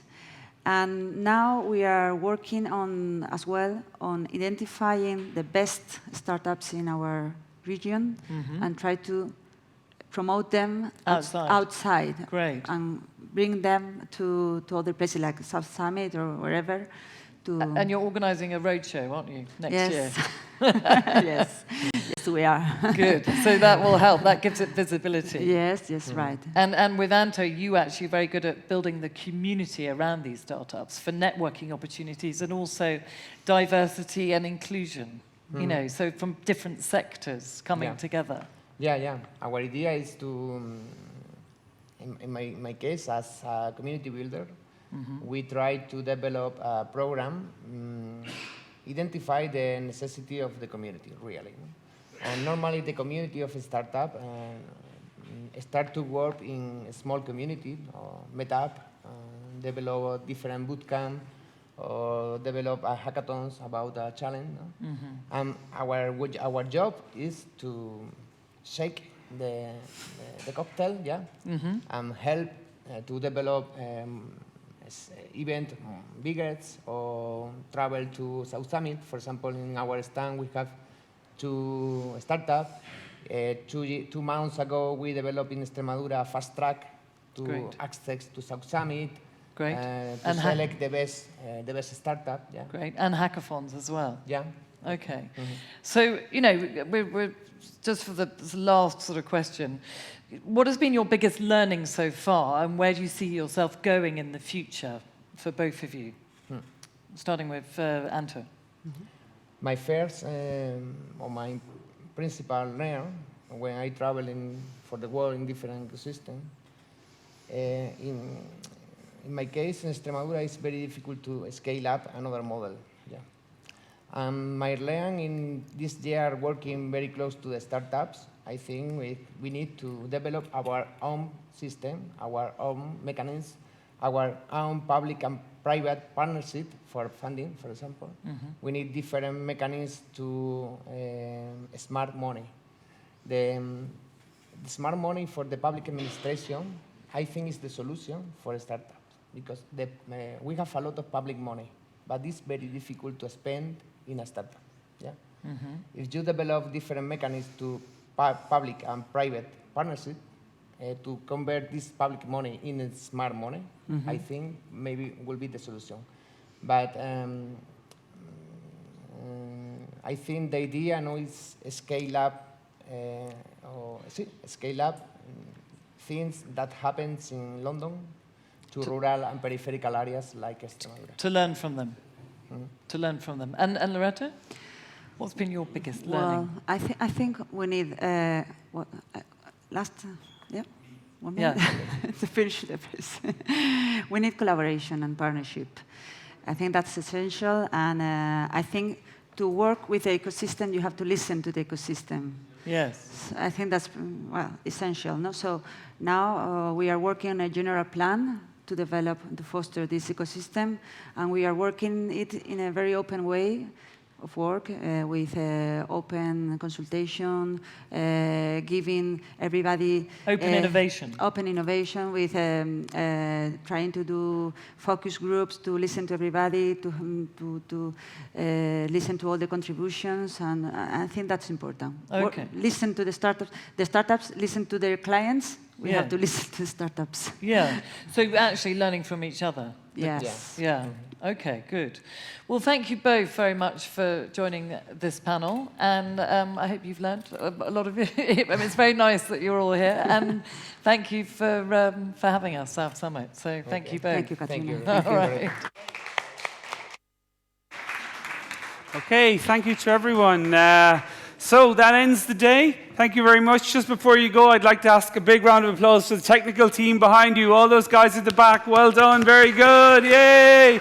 Nobody ever thinks about these guys, so, you know, I try and do. So thanks a lot for hanging in there to the end. The great thing about living in Spain is there's still daylight, and I'm told within 100 meters of here, there's also beer. So that's both of those things, daylight and beer, what more can you ask? So see you tomorrow, those of you that are coming. My name is Joe Haslam. Thank you a lot. Bye, bye, bye, bye, bye, bye.